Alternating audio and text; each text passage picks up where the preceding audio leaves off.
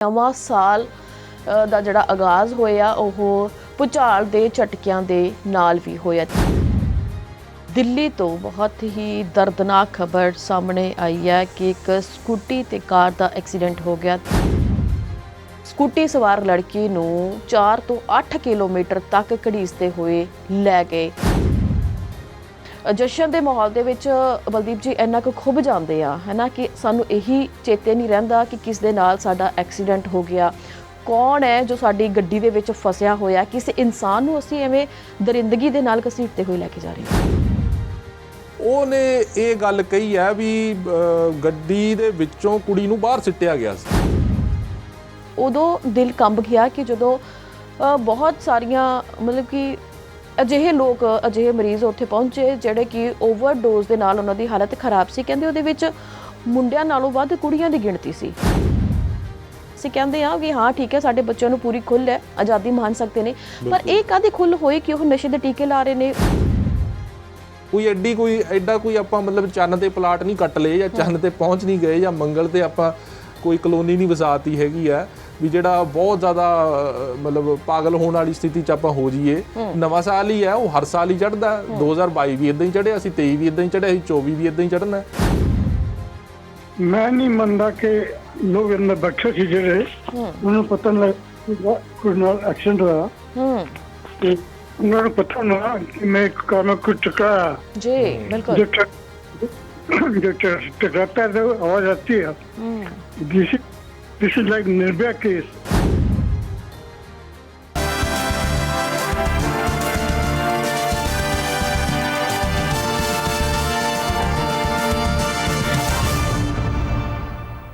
ਸਤਿ ਸ਼੍ਰੀ ਅਕਾਲ ਜੀ, ਮੈਂ ਨਵਦੀਪ ਧਾਲੀਵਾਲ। ਤੁਸੀਂ ਵੇਖ ਰਹੇ ਹੋ ਸਾਡਾ ਖਾਸ ਪ੍ਰੋਗਰਾਮ ਨਿਊਜ਼ ਬਿਹਾਈਂਡ ਨਿਊਜ਼। ਇਹ ਪ੍ਰੋਗਰਾਮ ਹੈ ਜਿਹੜਾ ਹੁੰਦਾ ਹਫ਼ਤੇ ਦੇ ਵਿੱਚ 2 ਦਿਨ ਲਾਈਵ ਅਸੀਂ ਲੈ ਕੇ ਆਉਂਦੇ ਹਾਂ ਵੱਖ-ਵੱਖ ਅਖਬਾਰਾਂ ਦੀਆਂ ਸਰਗਰਮੀਆਂ। ਤੁਸੀਂ ਵੀ ਜੁੜਦੇ ਹੋ ਇਸ ਪ੍ਰੋਗਰਾਮ ਦੇ ਵਿੱਚ ਸਾਡੇ ਨਾਲ, ਜਿਸ ਦੇ ਲਈ ਲਗਾਤਾਰ 2 ਨੰਬਰ ਸਕਰੀਨ ਤੇ ਫਲੈਸ਼ ਹੋ ਰਹੇ ਨੇ। ਇਹਨਾਂ ਨੰਬਰਾਂ ਤੇ ਤੁਸੀਂ ਸਾਨੂੰ ਕਾਲ ਕਰਨੀ ਹੈ ਤੇ ਸਿੱਧਾ ਰਾਬਤਾ ਬਣਾਉਣਾ ਜੀ ਚੰਡੀਗੜ੍ਹ ਸਟੂਡੀਓ ਦੇ ਵਿੱਚ। ਪਹਿਲਾ ਨੰਬਰ ਹੈ 1188-923-2656। ਦੁਨੀਆ ਦੇ ਕਿਸੇ ਵੀ ਮੁਲਕ ਦੇ ਵਿੱਚ ਤੁਸੀਂ ਬੈਠੇ ਹੋ, ਡਾਇਰੈਕਟ ਇਸ ਨੰਬਰ ਤੇ ਸਾਡੇ ਨਾਲ ਗੱਲਬਾਤ ਕਰ ਸਕਦੇ ਹੋ। ਪੰਜਾਬ ਤੇ ਭਾਰਤ ਦੇ ਵਸਨੀਕਾਂ ਦੇ ਲਈ ਅਸੀਂ ਦੂਜਾ ਨੰਬਰ ਰੱਖਿਆ ਹੋਇਆ ਹੈ, ਉਹ ਹੈਗਾ ਜੀ 88-725 88-835।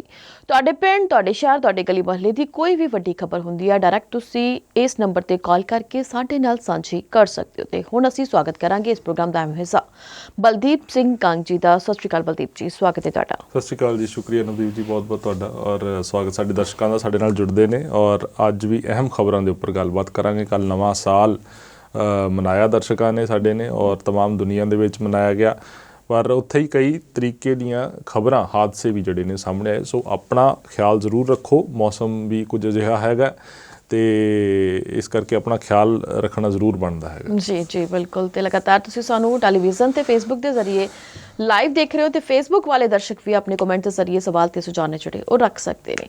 ਸੋ ਪ੍ਰੋਗਰਾਮ ਦੀ ਸ਼ੁਰੂਆਤ ਹੋ ਚੱਲੀ ਹੈ। 2 ਬੇਨਤੀਆਂ ਜੋ ਮੈਂ ਅਕਸਰ ਕਰਦੀ ਹਾਂ, ਜਦੋਂ ਵੀ ਤੁਸੀਂ ਕਾਲ ਕਰਨੀ ਹੈ 30 ਸੈਕਿੰਡ ਦੇ ਅੰਦਰ ਆਪਣੀ ਗੱਲ ਨੂੰ ਮੁਕੰਮਲ ਕਰ ਲੈਣਾ ਤੇ ਜਦੋਂ ਤੁਹਾਡੀ ਕਾਲ ਲੱਗ ਜਾਂਦੀ ਹੈ ਕਿਰਪਾ ਕਰਕੇ ਟੈਲੀਵਿਜ਼ਨ ਦੀ ਆਵਾਜ਼ ਨੂੰ ਘਟਾ ਦੇਣਾ ਤੇ ਡਾਇਰੈਕਟ ਫੋਨ ਤੇ ਗੱਲਬਾਤ ਕਰਨੀ, ਕਿਉਂਕਿ ਉੱਥੇ ਜਿਹੜਾ ਸ਼ੋਅ ਹੈ ਉਹ ਥੋੜ੍ਹਾ ਦੇਰ ਦੇ ਨਾਲ ਸੁਣਦਾ, ਤਾਂ ਕਰਕੇ ਜਿਹੜੀ ਫੋਨ ਤੇ ਰਾਬਤਾ ਉਹ ਆਪਣਾ ਪ੍ਰੋਪਰ ਤਰੀਕੇ ਨਾਲ ਬਣ ਸਕਦਾ ਹੈ। ਬਸ ਇਹ 2 ਬੇਨਤੀਆਂ ਨੇ ਜਿਹੜੀਆਂ ਕਬੂਲੀਆਂ ਜਾਣ ਤਾਂ ਕਿ ਆਪਣਾ ਜਿਹੜਾ ਸ਼ੋਅ ਹੈ ਉਹ ਸਮੂਥਲੀ ਚੱਲ ਸਕੇ। ਜਿਵੇਂ ਕਿ ਬਲਦੀਪ ਜੀ ਨੇ ਜ਼ਿਕਰ ਕੀਤਾ ਕਿ ਨਵਾਂ ਸਾਲ ਸਭ ਨੇ ਮਨਾਇਆ। ਬਹੁਤ ਸਾਰੇ ਐਸੇ ਦੇਸ਼ ਨੇ ਜਿੱਥੇ ਅੱਜ ਨਵੇਂ ਸਾਲ ਦਾ ਦਿਨ ਹੀ ਚੱਲ ਰਿਹਾ, ਅੱਜ 1 ਜਨਵਰੀ ਹੀ ਹੈ। ਸੋ ਉਹਨਾਂ ਸਾਰੇ ਦਰਸ਼ਕਾਂ ਨੂੰ ਬਹੁਤ-ਬਹੁਤ ਮੁਬਾਰਕਾਂ ਨਵੇਂ ਸਾਲ ਦੀਆਂ। ਤਾਂ ਵਾਹਿਗੁਰੂ ਤੁਹਾਡੀ ਜ਼ਿੰਦਗੀ ਦੇ ਵਿੱਚ ਖੁਸ਼ੀਆਂ ਲੈ ਕੇ ਆਵੇ, ਤੁਹਾਨੂੰ ਤੰਦਰੁਸਤੀਆਂ ਬਖਸ਼ੇ, ਨਵੇਂ ਸਾਲ ਦੀ ਸ਼ੁਰੂਆਤ ਬਹੁਤ ਸੋਹਣੀ ਹੋਵੇ, ਸਾਰਿਆਂ ਦੇ ਘਰਾਂ ਦੇ ਵਿੱਚ ਖੁਸ਼ੀਆਂ ਖੇੜੇ ਹੋਣ। ਤੇ ਉੱਥੇ ਹੀ ਨਾਲ ਜੇ ਗੱਲ ਕੀਤੀ ਜਾਵੇ ਕਿ 12 ਵਜੇ ਲੋਕ ਚਾਹੁੰਦੇ ਨੇ ਕਿ ਅਸੀਂ ਨਵੇਂ ਸਾਲ ਦਾ ਆਗਾਜ਼ ਖੂਬਸੂਰਤ ਢੰਗ ਦੇ ਨਾਲ ਕਰੀਏ। ਕੋਈ ਲੋਕ ਘੁੰਮਣ ਫਿਰਨ ਦੇ ਲਈ ਬਾਹਰ ਜਾਂਦੇ ਨੇ, ਕੋਈ ਕਿਤੇ ਜਾਂਦੇ ਨੇ, ਪਰ ਪੂਰੇ ਸੰਸਾਰ ਭਰ ਦੇ ਵਿੱਚ ਮੌਸਮ 'ਚ ਬਹੁਤ ਜ਼ਿਆਦਾ ਤਬਦੀਲੀ ਹੈ। ਕਿਤੇ ਬਰਫ਼ਬਾਰੀ ਹੋ ਰਹੀ ਹੈ, ਕਿਤੇ ਬਹੁਤ ਜ਼ਿਆਦਾ ਧੁੰਦ ਪੈ ਰਹੀ ਹੈ।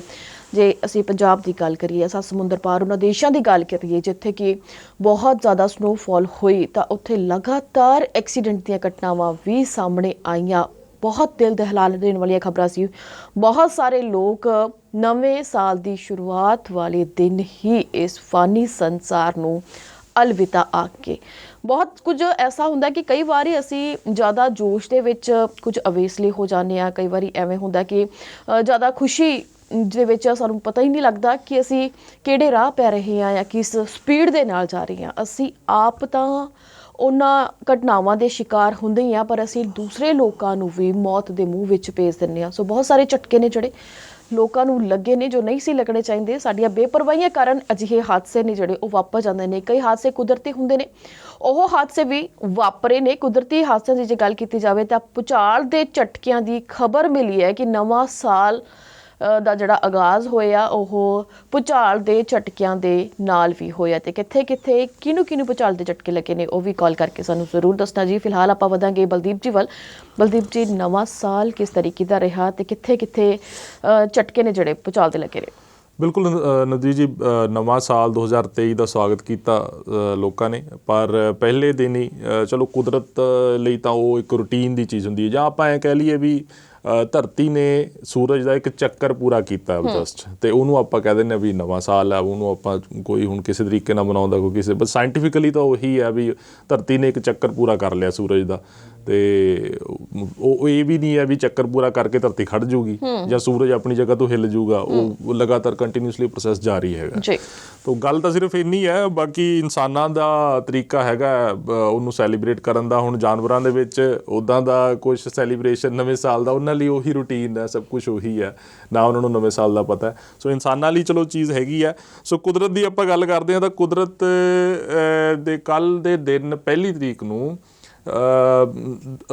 3 ਭੂਚਾਲ ਦੇ ਝਟਕੇ ਨੇ ਜਿਹੜੇ ਉਹ ਇੰਡੀਆ ਦੇ ਵਿੱਚ ਮਹਿਸੂਸ ਕੀਤੇ ਗਏ ਨੇ। ਇੱਕ ਦੀ ਗੱਲ ਕਰੀਏ ਤਾਂ ਲੱਦਾਖ ਦੇ ਵਿੱਚ ਭੂਚਾਲ ਦਾ ਝਟਕਾ ਜਿਹੜਾ ਉਹ ਮਹਿਸੂਸ ਕੀਤਾ ਗਿਆ, ਔਰ ਜਿਸ ਦੀ ਮਤਲਬ ਜਿਹੜੀ ਆਪਾਂ ਇੰਟੈਂਸਿਟੀ ਕਹਿ ਲਈਏ ਉਹ ਕਾਰਗਿਲ ਤੋਂ 250 ਕਿਲੋਮੀਟਰ ਦੀ ਦੂਰੀ 'ਤੇ ਉਹ ਸੀਗੀ। ਹਾਲਾਂਕਿ ਜਾਨੀ ਨੁਕਸਾਨ ਤੋਂ ਜਿਹੜਾ ਬਚਾ ਰਿਹਾ। ਦੂਜਾ ਝਟਕਾ ਜਿਹੜਾ ਉਹ ਦਿੱਲੀ ਰਾਜਧਾਨੀ ਹੈ ਜਿਹੜੀ, ਉੱਥੇ ਮਹਿਸੂਸ ਕੀਤਾ ਗਿਆ। ਔਰ ਤੀਜਾ ਝਟਕਾ ਜਿਹੜਾ ਹੈਗਾ ਉਹ ਬੰਗਾਲ ਦੀ ਖਾੜੀ ਦੇ ਵਿੱਚ ਜਿਹੜਾ ਉਹ ਭੂਚਾਲ ਦਾ ਝਟਕਾ ਮਹਿਸੂਸ ਕੀਤਾ ਗਿਆ। ਰਿਕਟਰ ਪੈਮਾਨੇ 'ਤੇ 4.5 ਦੀ ਤੀਬਰਤਾ ਸੀਗੀ ਇਹ। ਤਾਂ ਕੋਈ ਖੈਰ ਜਾਨੀ ਮਾਲੀ ਨੁਕਸਾਨ ਤੋਂ ਤਾਂ ਬਚਾ ਰਿਹਾ ਹੈਗਾ। ਔਰ ਇੱਦਾਂ ਦੇ ਛੋਟੇ ਝਟਕੇ ਨੇ ਜਿਹੜੇ ਉਹ ਅਕਸਰ ਅਸੀਂ ਦੇਖਦੇ ਹਾਂ ਵੀ ਆਉਂਦੇ ਰਹਿੰਦੇ ਨੇ, ਪਰ ਇੰਨਾ ਗਨੀਮਤ ਹੈ ਕਿ ਜਾਨੀ ਮਾਲੀ ਨੁਕਸਾਨ ਤੋਂ ਬਚਾ ਰਿਹਾ ਇਹਨਾਂ ਜੀ। ਬਿਲਕੁਲ, ਤਾਂ ਉਹੀ ਗੱਲ ਕਿ ਅਜਿਹੇ ਝਟਕੇ ਲੱਗਦੇ ਰਹਿੰਦੇ ਨੇ, ਪਰ ਜੇ ਜਾਨ ਦਾ ਨੁਕਸਾਨ ਨਾ ਹੋਵੇ ਤਾਂ ਇਹ ਝਟਕਿਆਂ ਦੀ ਵੀ ਲੋਕ ਪਰਵਾਹ ਨਹੀਂ ਕਰਦੇ। ਪਰ ਉੱਥੇ ਹੀ ਜਿਵੇਂ ਕਿ ਜੰਮੂ ਕਸ਼ਮੀਰ ਦੀ ਗੱਲ ਹੋਈ ਹੈ ਤਾਂ ਦਰਸ਼ਕਾਂ ਨੂੰ ਇੱਕ ਜਾਣਕਾਰੀ ਹੋਰ ਵੀ ਦੇ ਦਈਏ ਕਿ ਜੰਮੂ ਕਸ਼ਮੀਰ ਦੇ ਵਿੱਚ ਇੱਕ ਆਤੰਕਵਾਦੀ ਹਮਲਾ ਵੀ ਹੋਇਆ ਰਿਹਾਇਸ਼ੀ ਏਰੀਆ ਦੇ ਵਿੱਚ, ਜਿੱਥੇ ਕਿ 4 ਲੋਕ ਹਲਾਕ ਹੋ ਗਏ ਨੇ। ਸੋ ਬਹੁਤ ਹੀ, ਮੈਂ ਕਿਹਾ ਕਿ ਜਿੱਥੇ ਖੁਸ਼ੀ ਦੇ ਨਾਲ ਆਗਾਜ਼ ਹੋਇਆ ਉੱਥੇ ਹੀ ਦਿਲ ਨੂੰ ਕੰਬਾ ਦੇਣ ਵਾਲੀਆਂ ਬਹੁਤ ਸਾਰੀਆਂ ਖਬਰਾਂ ਨੇ ਐਸੀਆਂ ਵੀ ਆ ਰਹੀਆਂ ਨੇ। ਤੇ ਜੇ ਇੱਕ ਗੱਲ, ਹਾਂ ਬਿਲਕੁਲ, ਮਾਫ ਕਰਨ ਤੋਂ ਰੋਕ ਰਿਹਾ ਵਿੱਚ, ਇੰਨਾ ਕੁ ਜ਼ਰੂਰ ਹੈਗਾ ਕਿ ਚਲੋ ਭੂਚਾਲ ਦੇ ਝਟਕੇ 'ਚ ਤਾਂ ਕੋਈ ਜਾਨੀ ਨੁਕਸਾਨ ਨਹੀਂ ਹੋਇਆ, ਪਰ ਕਿਉਂਕਿ ਮੌਸਮ ਅਜਿਹਾ ਹੈਗਾ, ਠੰਡ ਧੁੰਦ ਇੰਨੀ ਜ਼ਿਆਦਾ ਹੈਗੀ ਆ, ਤਾਂ ਮੈਂ ਕੱਲ੍ਹ ਵੀ ਬਹੁਤ ਸਾਰੇ ਸੜਕੀ ਹਾਦਸੇ ਆਪਣੇ ਅੱਖੀਂ ਦੇਖੇ ਨੇ। ਔਰ ਅੱਜ ਵੀ ਮਤਲਬ ਤੇ ਕਈ ਤਰੀਕੇ ਦੇ ਪੂਰੇ ਪੰਜਾਬ ਤੋਂ, ਪੂਰੇ ਇੰਡੀਆ ਤੋਂ, ਨਾਰਦਰਨ ਇੰਡੀਆ ਤੋਂ ਖਾਸ ਤੌਰ 'ਤੇ ਬਹੁਤ ਤਰ੍ਹਾਂ ਦੀਆਂ ਖਬਰਾਂ ਇੱਦਾਂ ਸੀਗੀਆਂ ਵੀ ਜਿੱਥੇ ਬਹੁਤ ਜਾਨੀ ਨੁਕਸਾਨ ਹੋਇਆ ਇਸ ਧੁੰਦ ਦੇ ਕਰਕੇ, ਮਤਲਬ ਕਹਿ ਲਓ, ਜਾਂ ਠੰਡ ਕਰਕੇ, ਮੌਸਮ ਕਰਕੇ ਕਹਿ ਲਓ। ਔਰ ਬੇਨਤੀ ਹੈ ਵੀ ਜਿਹੜੇ ਲੋਕ ਡਰਾਈਵਿੰਗ ਕਰਦੇ ਨੇ ਉਹ ਹੈਡਲਾਈਟਸ ਆਪਣੀਆਂ ਜ਼ਰੂਰ ਚਲਾ ਕੇ ਹੀ ਡਰਾਈਵ ਕਰਨ ਧੁੰਦ ਦੇ ਵਿੱਚ। ਉਹਨੂੰ ਹਾਈ ਬੀਮ 'ਤੇ ਨਾ ਪਾਇਆ ਜਾਵੇ, ਇਹ ਮੇਰੀ ਦਰਸ਼ਕਾਂ ਨੂੰ ਬੇਨਤੀ ਹੈ। ਕਈ ਲੋਕ ਨਾ ਧੁੰਦ ਦੇ ਵਿੱਚ ਵੀ ਹਾਈ ਬੀਮ 'ਤੇ ਲਾਈਟਾਂ ਪਾ ਕੇ ਡਰਾਈਵ ਕਰਦੇ ਨੇ, ਤਾਂ ਉਹ ਜਿਹੜਾ ਸਾਹਮਣੇ ਤੋਂ ਦੂਜਾ ਸ਼ਖਸ ਆ ਰਿਹਾ ਹੁੰਦਾ, ਅਗਰ ਸਿੰਗਲ ਲੇਨ ਹੈ ਤਾਂ ਉਹਨੂੰ ਡਿਫੀਕਲਟੀ ਜ਼ਰੂਰ ਹੁੰਦੀ ਆ। ਦੂਜਾ, ਹਾਈ ਬੀਮ ਦੇ ਉੱਪਰ ਧੁੰਦ ਵੀ ਜ਼ਿਆਦਾ ਸਫੇਦ ਨਜ਼ਰ ਆਉਂਦੀ ਹੈ, ਉਹ ਉਨੀ ਮਤਲਬ ਵਿਜ਼ਿਬਿਲਿਟੀ ਨਹੀਂ ਹੁੰਦੀ। ਅਗਰ ਆਪਾਂ ਉਹਨੂੰ ਲੋ ਬੀਮ 'ਤੇ ਪਾ ਕੇ ਲਾਈਟ ਨੂੰ ਚਲਾਈਏ ਤਾਂ ਮੈਨੂੰ ਲੱਗਦਾ ਵੀ ਬੈਟਰ ਵਿਜ਼ਿਬਿਲਿਟੀ ਆਉਂਦੀ ਹੈਗੀ ਆ। ਦੂਜਾ, ਸੜਕਾਂ ਦੇ ਕਿਨਾਰੇ 'ਤੇ ਵਾਹਨ ਉਹ ਕਿਰਪਾ ਕਰਕੇ ਨਾ ਖੜੇ ਕਰੋ, ਉਹ ਬਹੁਤ ਖਤਰੇ ਦਾ ਮਤਲਬ ਕਾਰਨ ਬਣਦੇ ਨੇ, ਬਹੁਤ ਹਾਦਸਿਆਂ ਦਾ ਕਾਰਨ ਬਣਦੇ ਨੇ ਬਹੁਤ ਜ਼ਿਆਦਾ। ਔਰ ਅਗਰ ਬਾਈ ਚਾਂਸ ਕਿਸੇ ਦਾ ਖਰਾਬ ਹੋ ਕੇ ਸਾਈਡ 'ਤੇ ਖੜਾ ਵੀ ਆ ਤਾਂ ਘੱਟੋ ਘੱਟ ਉਹਦੀਆਂ ਲਾਈਟਾਂ, ਪਾਰਕਿੰਗ ਲਾਈਟਾਂ ਜਿਹੜੀਆਂ ਨੇ ਉਹ ਔਨ ਜ਼ਰੂਰ ਕੀਤੀਆਂ ਜਾਣ, ਵੀ ਪਿੱਛੋਂ ਜਾਂ ਅੱਗੋਂ ਜਿਹੜੀ ਗੱਡੀ ਆ ਰਹੀ ਹੈ ਘੱਟੋ ਘੱਟ ਉਹ ਦੇਖ ਕੇ ਆਪਣਾ ਬਚਾਅ ਜ਼ਰੂਰ ਕਰ ਸਕੇ। ਤਾਂ ਕਿਉਂਕਿ ਪੰਜਾਬ ਦੇ ਵਿੱਚ ਜਾਂ ਨਾਰਦਰਨ ਇੰਡੀਆ ਦੇ ਵਿੱਚ ਇਹਨਾਂ ਦਿਨਾਂ 'ਚ ਧੁੰਦ ਬਹੁਤ ਜ਼ਿਆਦਾ ਹੁੰਦੀ ਹੈ, ਹੈਵੀ ਧੁੰਦ ਹੁੰਦੀ ਹੈ। ਤਾਂ ਇਸ ਕਰਕੇ ਅੱਛਾ, ਜ਼ਰੂਰਤ ਹੋਵੇ ਤਾਂ ਹੀ ਬਾਹਰ ਨਿਕਲੋ, ਨਹੀਂ ਤਾਂ ਕੋਸ਼ਿਸ਼ ਕਰੋ ਵੀ ਅਵੋਇਡ ਕਰੋ ਡਰਾਈਵਿੰਗ। ਜੀ ਬਿਲਕੁਲ। ਤੇ ਸੁਖ ਨਾਲ ਜੇ ਪੰਜਾਬ ਦੀ ਵੈਸੇ ਵੀ ਗੱਲ ਕੀਤੀ ਜਾਵੇ ਤਾਂ ਲਾਈਟਾਂ ਨੇ ਉਹ ਸਿਰਫ ਸਟਰੀਟ ਲਾਈਟ ਹੀ ਨਜ਼ਰ ਆਉਂਦੀਆਂ ਨੇ, ਬਾਕੀ ਤਾਂ ਸਾਰੀਆਂ ਬਸ ਖੰਭੇ ਖੜੇ ਨੇ ਤੇ ਉਹਨਾਂ ਤੇ ਲਾਈਟ ਚਮਕਦੀ ਕੋਈ ਨਜ਼ਰ ਨਹੀਂ ਆਉਂਦੀ। ਮੇਨ ਹਾਦਸਿਆਂ ਦਾ ਕਾਰਨ ਉਹ ਵੀ ਬਣ ਰਹੇ ਨੇ। ਬਿਲਕੁਲ ਬਿਲਕੁਲ, ਇਹ ਤਾਂ ਚਲੋ ਇੱਕ ਚੀਜ਼ ਹੈਗੀ ਆ ਜੋ ਨੋਟਿਸ ਜਿਹੜੇ ਬੰਦੇ ਡਰਾਈਵ ਕਰਦੇ ਆ ਡੇਲੀ ਧੁੰਦ ਦੇ ਵਿੱਚ, ਜਾਂ ਜਿਨ੍ਹਾਂ ਦਾ ਉਹ ਇਹ ਨੋਟਿਸ ਕਰਦੇ ਆ ਕਿ ਸਟਰੀਟ ਲਾਈਟਾਂ ਅਗਰ ਜਿੱਥੇ ਹੁੰਦੀਆਂ ਨੇ ਤਾਂ ਉੱਥੇ ਫਿਰ ਵੀ ਥੋੜੀ ਮੋਟੀ ਵਿਜ਼ਿਬਿਲਿਟੀ ਬਣ ਜਾਂਦੀ ਹੈ, ਚਲੋ ਬੰਦਾ ਹੌਲੀ ਹੌਲੀ ਲੈ ਜਾਂਦਾ, ਔਰ ਜਿੱਥੇ ਸਟਰੀਟ ਲਾਈਟ ਨਹੀਂ ਹੁੰਦੀ ਉੱਥੇ ਤਾਂ ਬਹੁਤ ਜ਼ਿਆਦਾ ਔਖਾ ਮੁਸ਼ਕਿਲ ਹੋ ਜਾਂਦੀ ਹੈਗੀ ਹੈ। ਤਾਂ ਸਰਕਾਰ ਨੂੰ ਇਹ ਤਾਂ ਖੈਰ ਸੋਚਣਾ ਚਾਹੀਦਾ ਹੀ ਹੈ। ਦੂਜਾ ਇਹਦੇ 'ਚ ਮੈਨੂੰ ਜੋ ਲੱਗਦਾ ਉਹ ਇਹ ਹੈ ਕਿ ਕਰੋਨਾ ਨੇ ਆਪਾਂ ਨੂੰ ਇੱਕ ਚੀਜ਼ ਬਹੁਤ ਵਧੀਆ ਸਿਖਾਈ ਹੈ ਕਰੋਨਾ ਕਾਲ ਦੇ ਵਿੱਚ, ਕਿ ਵਰਕ ਫਰੋਮ ਹੋਮ ਦਾ। ਤੇ ਮੈਨੂੰ ਲੱਗਦਾ ਵੀ ਅਗਰ ਇਹਨਾਂ ਦਿਨਾਂ ਦੇ ਵਿੱਚ, ਕਿਉਂਕਿ ਹਰ ਸਾਲ ਹੀ ਇਹ ਚੀਜ਼ ਤਾਂ ਹੁੰਦੀ ਹੈ, ਦਸੰਬਰ ਦੇ ਲਾਸਟ ਤੋਂ ਲੈ ਕੇ ਜਨਵਰੀ ਦਾ ਮਹੀਨਾ ਇਹ ਜ਼ਿਆਦਾ ਹੁੰਦਾ, ਉਹ ਤਕਰੀਬਨ ਮਹੀਨਾ ਡੇਢ ਹੀ ਬਣਦਾ ਇਹ। ਅਗਰ ਇਸ ਮਹੀਨੇ ਦੇ ਵਿੱਚ ਕੋਈ ਇੱਦਾਂ ਦਾ ਪ੍ਰਬੰਧ ਕੀਤਾ, ਕਿਉਂਕਿ ਮੈਂ ਦੇਖਿਆ ਕਿ ਵਿਦੇਸ਼ੀ ਮੁਲਕਾਂ ਦੇ ਵਿੱਚ ਜਿੱਥੇ ਜਿਵੇਂ ਅਰਬ ਕੰਟਰੀਆਂ ਨੇ ਬਹੁਤ ਜ਼ਿਆਦਾ ਗਰਮੀ ਪੈਂਦੀ ਹੈ, ਤਾਂ ਉੱਥੇ ਕੀ ਹੁੰਦਾ ਵੀ ਜਦੋਂ ਜ਼ਿਆਦਾ ਗਰਮੀ ਹੁੰਦੀ ਹੈ ਤਾਂ ਆਫਿਸ ਟਾਈਮਿੰਗ ਚੇਂਜ ਕਰ ਦਿੰਦੇ ਨੇ ਉਹ, ਜਾਂ ਕਿਸੇ ਤਰੀਕੇ ਵੀ ਉਹਨੂੰ ਐਡਜਸਟ ਕਰਦੇ ਨੇ, ਮਤਲਬ ਕਿ ਇੰਨੀ ਹੈਵੀ ਗਰਮੀ ਦੇ ਵਿੱਚ ਉਹ ਜਿਹੜਾ ਉਹਨੂੰ ਥੋੜ੍ਹਾ ਜਿਹਾ ਅਵੋਇਡ ਕਰਨ ਦਾ।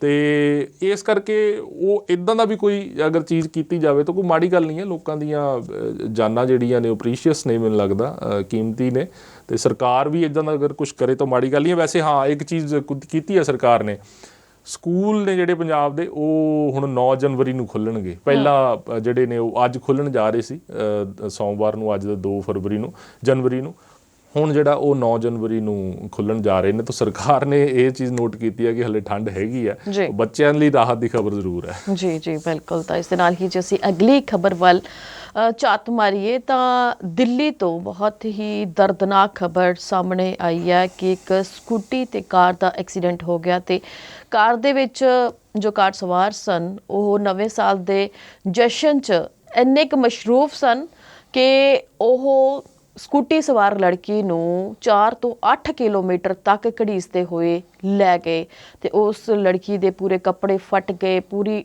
ਜ਼ਖਮੀ ਹਾਲਤ ਦੇ ਵਿੱਚ ਉਹ ਦਿਖੀ। ਪਰ ਦਰਦਨਾਕ ਹਾਦਸੇ ਦੇ ਵਿੱਚ ਉਹ ਲੜਕੀ ਇਸ ਫਾਨੀ ਸੰਸਾਰ ਨੂੰ ਅਲਵਿਦਾ ਆ ਕੇ ਇਸ ਦਰਦਨਾਕ ਮੌਤ 'ਤੇ ਪੂਰੇ ਭਾਰਤ ਨੇ ਅਫਸੋਸ ਜ਼ਾਹਿਰ ਕੀਤਾ। ਤਾਂ ਅਜਿਹੀ ਦਰਦਨਾਕ ਘਟਨਾ ਕਿ ਅਸੀਂ ਜਸ਼ਨ ਦੇ ਮਾਹੌਲ ਦੇ ਵਿੱਚ ਬਲਦੀਪ ਜੀ ਇੰਨਾ ਕੁ ਖੁੱਭ ਜਾਂਦੇ ਆ, ਹੈ ਨਾ, ਕਿ ਸਾਨੂੰ ਇਹੀ ਚੇਤੇ ਨਹੀਂ ਰਹਿੰਦਾ ਕਿ ਕਿਸ ਦੇ ਨਾਲ ਸਾਡਾ ਐਕਸੀਡੈਂਟ ਹੋ ਗਿਆ, ਕੌਣ ਹੈ ਜੋ ਸਾਡੀ ਗੱਡੀ ਦੇ ਵਿੱਚ ਫਸਿਆ ਹੋਇਆ, ਕਿਸੇ ਇਨਸਾਨ ਨੂੰ ਅਸੀਂ ਐਵੇਂ ਦਰਿੰਦਗੀ ਦੇ ਨਾਲ ਘਸੀਟਦੇ ਹੋਏ ਲੈ ਕੇ ਜਾ ਰਹੇ ਹਾਂ। ਬਿਲਕੁਲ ਬਿਲਕੁਲ, ਬਹੁਤ ਦਰਦਨਾਕ ਘਟਨਾ ਹੈ ਨਵਦੀਪ ਜੀ ਇਹ। ਔਰ ਮੈਂ ਤਾਂ ਜਿਵੇਂ ਪਹਿਲਾਂ ਹੀ ਜ਼ਿਕਰ ਕੀਤਾ ਵੀ ਕੋਈ ਸਾਇੰਟੀਫਿਕਲੀ ਤਾਂ ਇੱਕ ਧਰਤੀ ਦੇ ਇੱਕ ਚੱਕਰ ਹੀ ਪੂਰਾ ਕੀਤਾ ਨਾ, ਉਸ ਤੋਂ ਵੱਧ ਤਾਂ ਕੀ ਹੈਗਾ ਉਹਦੇ ਚੱਕਰ ਦੇ ਵਿੱਚ। ਅੱਛਾ, ਦੂਜਾ ਮੈਂ ਚੈੱਕ ਕਰ ਰਿਹਾ ਸੀਗਾ, ਮੈਂ ਕਿਉਂਕਿ ਚਲੋ ਜਰਨਲਿਸਟ ਨੂੰ ਹੁੰਦਾ ਇਹ ਕਿ ਸਾਰੀ ਦੁਨੀਆ ਦੀਆਂ ਖਬਰਾਂ ਚੈੱਕ ਕੀਤੀਆਂ ਜਾਣ। ਦੁਨੀਆ 'ਚ ਮੈਨੂੰ ਹੋਰ ਕਿਤੇ ਕੋਈ ਪੁੱਠੀ ਸਿੱਧੀ ਖਬਰ ਦੇਖਣ ਨੂੰ ਮਿਲੀ ਨਹੀਂ, ਔਰ ਇੰਡੀਆ ਤੇ ਉਹਦੀ ਰਾਜਧਾਨੀ ਦਿੱਲੀ ਸੀ ਜਿੱਥੇ ਇਹ ਖਬਰ ਮੈਨੂੰ ਦੇਖਣ ਨੂੰ ਮਿਲੀ ਹੈ। ਮਤਲਬ ਖਬਰ ਵੀ ਕੀ ਹੈ, ਮਤਲਬ ਵੀ ਨਵਾਂ ਸਾਲ ਚੜ੍ਹਿਆ, ਤੁਸੀਂ ਬੰਦਿਆਂ ਵਾਂਗੂ ਨਵਾਂ ਸਾਲ ਮਨਾਇਆ ਜਾ ਸਕਦਾ ਹੈ, ਕੋਈ ਧਾਰਮਿਕ ਸਥਾਨ 'ਤੇ ਜਾ ਕੇ, ਜਾਂ ਆਪਣਾ ਘਰ ਜੋ ਵੀ ਤੁਸੀਂ ਖਾਣਾ ਪੀਣਾ ਬੈਠ ਕੇ ਖਾ ਸਕਦੇ ਹੋ। ਇਹ ਕੀ ਆ ਵੀ ਤੁਸੀਂ ਸੜਕਾਂ ਦੇ ਉੱਪਰ ਖਾ ਪੀ ਕੇ ਤੇ ਹਲਾ ਲਾਲਾ ਕਰਦੇ ਤੁਸੀਂ ਗੱਡੀਆਂ ਭਜਾਉਂਦੇ ਫਿਰੋ, ਉਹਦਾ ਕੀ ਉਹਦਾ ਫਾਇਦਾ ਹੈਗਾ। ਘਟਨਾ ਜੇ ਦੇਖੋ ਦਿੱਲੀ ਦੀ ਆ ਇਹ, ਔਰ ਸਕੂਟੀ ਤੇ ਇੱਕ ਜਿਹੜੀ ਹੈ ਲੜਕੀ ਆ ਉਹ ਪਾਰਟ ਟਾਈਮ ਜੌਬ ਕਰਦੀ ਸੀਗੀ। ਉਹ ਸ਼ਾਮ ਨੂੰ ਕੋਈ 5 ਵਜੇ 4 ਵਜੇ ਆਪਣੇ ਘਰੋਂ ਨਿਕਲਦੀ ਆ ਤੇ ਘਰਦਿਆਂ ਨੂੰ ਕਹਿ ਕੇ ਨਿਕਲਦੀ ਆ ਵੀ ਮੈਂ 10 ਵਜੇ ਤੱਕ ਵਾਪਸ ਆ ਜਾਊਂਗੀ। ਤੇ ਉਹ ਜਦੋਂ ਜਿਸ ਵੇਲੇ ਉਹ ਰਾਤ ਨੂੰ ਵਾਪਸ ਆ ਰਹੀ ਹੁੰਦੀ ਹੈ ਤਾਂ ਉਸ ਵੇਲੇ ਉਹਦੀ ਟੱਕਰ ਜਿਹੜੀ ਹੈ ਜਾਂ ਕੋਲੀਜਨ ਹੋ ਜਾਂਦੀ ਹੈ ਇੱਕ ਗੱਡੀ ਦੇ ਨਾਲ। ਮਰੂਤੀ ਬਲੈਨੋ ਗੱਡੀ ਹੁੰਦੀ ਹੈ, ਉਹ 5 ਜਣੇ ਉਹ 'ਚ ਸਵਾਰ ਹੁੰਦੇ ਨੇ, ਪੂਰਾ ਨਸ਼ਾ ਉਹਨਾਂ ਦਾ ਕੀਤਾ ਹੁੰਦਾ ਨਵੇਂ ਸਾਲ ਦੇ ਉਹਦੇ ਤੇ। ਇਹ ਘਟਨਾ ਹੈਗੀ ਹੈ ਜੀ 31 ਦਸੰਬਰ ਤੇ 1 ਜਨਵਰੀ ਦੀ ਰਾਤ ਦੀ, ਉਸ ਵੇਲੇ ਘਟਨਾ ਵਾਪਰਦੀ ਆ। ਤੋ ਨਸ਼ਾ ਉਹਨਾਂ ਦਾ ਕੀਤਾ ਹੁੰਦਾ, ਗੱਡੀ ਉਹਦੇ 'ਚ ਵੱਜ ਜਾਂਦੀ ਹੈ, ਜਦੋਂ ਐਕਟਿਵਾ ਨੂੰ ਹਿੱਟ ਕਰ ਜਾਂਦੀ ਹੈ ਤਾਂ ਉਹ ਲੜਕੀ ਹੇਠਾਂ ਡਿੱਗ ਜਾਂਦੀ ਹੈ ਐਕਟਿਵਾ ਤੋਂ। ਤੇ ਉਸ ਤੋਂ ਬਾਅਦ ਉਹ ਜਿਹੜੇ ਲੜਕੇ ਵਿੱਚ ਬੈਠੇ ਨੇ, ਨਸ਼ੇ ਦੇ ਧੁੱਤ ਬੈਠੇ ਨੇ, ਉਹ ਇਹ ਨਹੀਂ ਦੇਖਦੇ ਵੀ ਗੱਡੀ ਸਾਡੀ ਲੱਗ ਗਈ ਆ, ਅਸੀਂ ਉਤਰ ਕੇ ਚੈੱਕ ਕਰ ਲਈਏ ਵੀ ਉਸ ਲੜਕੀ ਨੂੰ ਕੋਈ ਸੱਟ ਫੇਟ ਲੱਗੀ ਹੈ ਜਾਂ ਕੀ ਹੈ ਜਾਂ ਕਿਵੇਂ ਨਹੀਂ। ਉਹ ਗੱਡੀ ਤੋਂ ਉਤਰਨ ਦੀ ਬਜਾਏ ਉਹ ਗੱਡੀ ਉਸੇ ਤਰੀਕੇ ਨਾਲ ਭਜਾਉਂਦੇ ਨੇ ਉਹ, ਔਰ ਉਹ ਲੜਕੀ ਦੇ ਕੱਪੜੇ ਕਿਤੇ ਫਸ ਜਾਂਦੇ ਨੇ ਉਹਦੇ 'ਚ, ਗੱਡੀ ਦੇ ਵਿੱਚ, ਜਾਂ ਲੜਕੀ ਦੇ ਕਿਸੇ ਵੀ ਤਰੀਕੇ ਨਾਲ ਉਹ ਗੱਡੀ 'ਚ ਫਸ ਜਾਂਦੀ ਹੈਗੀ ਆ। ਤੇ ਉਹਨੂੰ ਜੋ ਸਾਹਮਣੇ ਆਇਆ ਨਿਕਲ ਕੇ ਤਕਰੀਬਨ 10-12 ਕਿਲੋਮੀਟਰ ਤੱਕ ਘੜੀਸਦੇ ਨੇ ਉਹ ਗੱਡੀ। ਤੁਸੀਂ ਦੇਖੋ ਵੀ ਕਿੰਨਾ, ਮੈਂ ਕਹਿੰਦਾ ਸ਼ਰਮ ਹੀ ਆਉਂਦੀ ਹੈ ਵੀ ਰਾਜਧਾਨੀ ਨੂੰ ਰਾਜਧਾਨੀ ਕਹਿੰਦੇ ਹੋਏ ਵੀ ਇੱਦਾਂ ਵੀ ਉੱਥੇ ਲੋਕ ਆਹ ਕੁਛ ਕਰਦੇ ਨੇ। ਉਹ 10-12 ਕਿਲੋਮੀਟਰ ਤੱਕ ਘੜੀਸਦੇ ਉਹ ਲੜਕੀ ਦੀ, ਉਹ ਜ਼ਾਹਿਰ ਜੀ ਗੱਲ ਹੈ ਮੌਤ ਹੋ ਗਈ ਉਹਦੀ, ਲੜਕੀ ਦੀ। ਔਰ ਹੁਣ ਉਹ 5 ਮੁਲਜ਼ਮ ਨੇ ਜਿਹੜੇ ਉਹ ਗ੍ਰਿਫਤਾਰ ਕੀਤੇ ਹੋਏ ਨੇ ਤੇ ਕਾਰਵਾਈ ਉਹਨਾਂ ਦੇ ਉੱਪਰ ਚੱਲ ਰਹੀ ਹੈ। ਇਸੇ ਦਰਮਿਆਨ ਇਹਦੇ 'ਚ ਇੱਕ ਨਵਾਂ ਮੋੜ ਇਹ ਆਇਆ ਵੀ ਇੱਕ ਚਸ਼ਮਦੀਦ ਆ। ਪਹਿਲਾਂ ਤਾਂ ਕਿਹਾ ਜਾ ਰਿਹਾ ਸੀ ਵੀ ਕੋਈ ਚਸ਼ਮਦੀਦ ਹੈ ਨਹੀਂ ਗਾ, ਕੋਈ ਗਵਾਹ ਨਹੀਂ ਹੈਗਾ, ਕਿਨੇ ਹਾਦਸਾ ਦੇਖਿਆ ਨਹੀਂ ਹੈਗਾ। ਉਹਨੇ ਇਹ ਗੱਲ ਕਹੀ ਹੈ ਵੀ ਗੱਡੀ ਦੇ ਵਿੱਚੋਂ ਕੁੜੀ ਨੂੰ ਬਾਹਰ ਸਿੱਟਿਆ ਗਿਆ ਸੀ। ਇਹ ਇੱਕ ਨਵੀਂ ਗੱਲ ਵੀ, ਇੱਕ ਤਾਂ ਹੁਣ ਤੱਕ ਤਾਂ ਇੱਕ ਦੋ ਇਹ 'ਚ ਖਬਰ 'ਚ ਦੋ ਚੀਜ਼ਾਂ ਸਾਹਮਣੇ ਆਈਆਂ ਸੀ। ਪਹਿਲੀ ਤਾਂ ਇਹ ਸੀ ਵੀ ਉਹ ਗੱਡੀ ਨੂੰ ਘੜੀਸਦੇ ਲੈ ਗਏ ਤੇ ਇਸ ਕਰਕੇ ਉਹਦੀ ਮੌਤ ਹੋਈ ਆ। ਹੁਣ ਨਵੀਂ ਗੱਲ ਇਹ ਸਾਹਮਣੇ ਆ ਰਹੀ ਹੈ ਵੀ ਗੱਡੀ ਦੇ ਵਿੱਚੋਂ ਜਿਹੜਾ ਉਹ ਬਾਹਰ ਸਿੱਟਿਆ ਗਿਆ ਲੜਕੀ ਨੂੰ।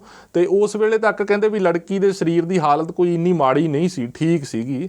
ਤੇ ਬਾਅਦ ਦੇ ਵਿੱਚ ਕਿਵੇਂ ਮੌਤ ਹੋਈ ਹੈ ਇਹ ਹਲੇ ਜਾਂਚ ਦਾ ਵਿਸ਼ਾ। ਮਤਲਬ ਬਹੁਤ ਹੀ ਜ਼ਿਆਦਾ ਮੈਂ ਕਹਿੰਦਾ ਵੀ ਮਾੜੀ ਨਿੰਦਣਯੋਗ ਘਟਨਾ ਹੈਗੀ ਆ। ਪੂਰੀ ਦੁਨੀਆ ਤੁਸੀਂ ਖਬਰਾਂ ਚੱਕ ਕੇ ਦੇਖ ਲਓ, ਕੋਈ ਨਵੇਂ ਸਾਲ ਤੇ ਕੋਈ ਅਜਿਹੀ ਖਬਰ ਨਹੀਂ ਲੱਭਦੀ। ਇੱਕ ਰਾਜਧਾਨੀ ਦਿੱਲੀ ਦੀ ਇਹ ਖਬਰ ਹੈਗੀ ਆ ਤੇ ਇੰਨਾ ਵੀ ਕੀ ਮਤਲਬ ਫਤੂਰ ਚੜਿਆ ਨਵੇਂ ਸਾਲ ਦਾ ਵੀ ਆਹ ਕੁਛ ਆਪਾਂ ਕਰਨ ਲੱਗੇ ਹੋਏ ਆ। ਮੇਰੀ ਸਮਝ ਤੋਂ ਬਾਹਰ ਹੈ ਜੀ, ਸਮਝ ਤੋਂ ਵਾਕਈ ਬਾਹਰ ਹੈ ਬਲਦੀਪ ਜੀ। ਜਿਵੇਂ ਕਿ ਡਾਕਟਰ ਹਰਸ਼ਿੰਦਰ ਦੇ ਨਾਲ ਸ਼ੋਅ ਦੇ ਵਿੱਚ ਰਾਬਤਾ ਕਾਇਮ ਹੋਇਆ ਤਾਂ ਉਹਨਾਂ ਨੇ ਦੱਸਿਆ ਕਿ ਐਮਰਜੈਂਸੀ ਦੇ ਵਿੱਚ ਉਹਨਾਂ ਦੀ ਰਾਤ ਦੀ ਡਿਊਟੀ ਸੀ ਨਵੇਂ ਸਾਲ ਵਾਲੇ ਦਿਨ। ਜਿਵੇਂ ਆਪਾਂ ਗੱਲ ਕੀਤੀ ਹੈ ਨਾ ਕਿ 31 ਦਸੰਬਰ ਦੀ ਰਾਤ ਤੇ 1 ਜਨਵਰੀ ਦਾ ਦਿਨ, ਜਿਹੜੇ ਦਰਮਿਆਨੀ ਰਾਤ ਦੀ ਜਿਵੇਂ ਆਪਾਂ ਗੱਲ ਕਰੀਏ ਤਾਂ ਉਹ ਕਹਿੰਦੇ ਕਿ ਉਦੋਂ ਦਿਲ ਕੰਬ ਗਿਆ ਕਿ ਜਦੋਂ ਬਹੁਤ ਸਾਰੀਆਂ ਮਤਲਬ ਕਿ ਅਜਿਹੇ ਲੋਕ, ਅਜਿਹੇ ਮਰੀਜ਼ ਉੱਥੇ ਪਹੁੰਚੇ ਜਿਹੜੇ ਕਿ ਓਵਰਡੋਜ਼ ਦੇ ਨਾਲ ਉਹਨਾਂ ਦੀ ਹਾਲਤ ਖਰਾਬ ਸੀ। ਕਹਿੰਦੇ ਉਹਦੇ ਵਿੱਚ ਮੁੰਡਿਆਂ ਨਾਲੋਂ ਵੱਧ ਕੁੜੀਆਂ ਦੀ ਗਿਣਤੀ ਸੀ ਕਿ ਉਹਨਾਂ ਨੂੰ ਉਸ ਹਾਲਤ ਦੇ ਵਿੱਚ ਵੀ ਸ਼ਰਮ ਆਉਂਦੀ ਸੀ ਵੇਖ ਕੇ ਵੀ ਕਿਹੜੀ ਹਾਲਤ ਦੇ ਵਿੱਚ ਇਹਨਾਂ ਨੂੰ ਲੋਕ ਲੈ ਕੇ ਆ ਰਹੇ ਨੇ, ਹਸਪਤਾਲ ਦੇ ਵਿੱਚ ਕਿਵੇਂ ਭਰਤੀ ਹੋ ਰਹੀਆਂ ਨੇ। ਤਾਂ ਉੱਥੇ ਉਹ ਜ਼ਿਕਰ ਕਰ ਰਹੇ ਸੀ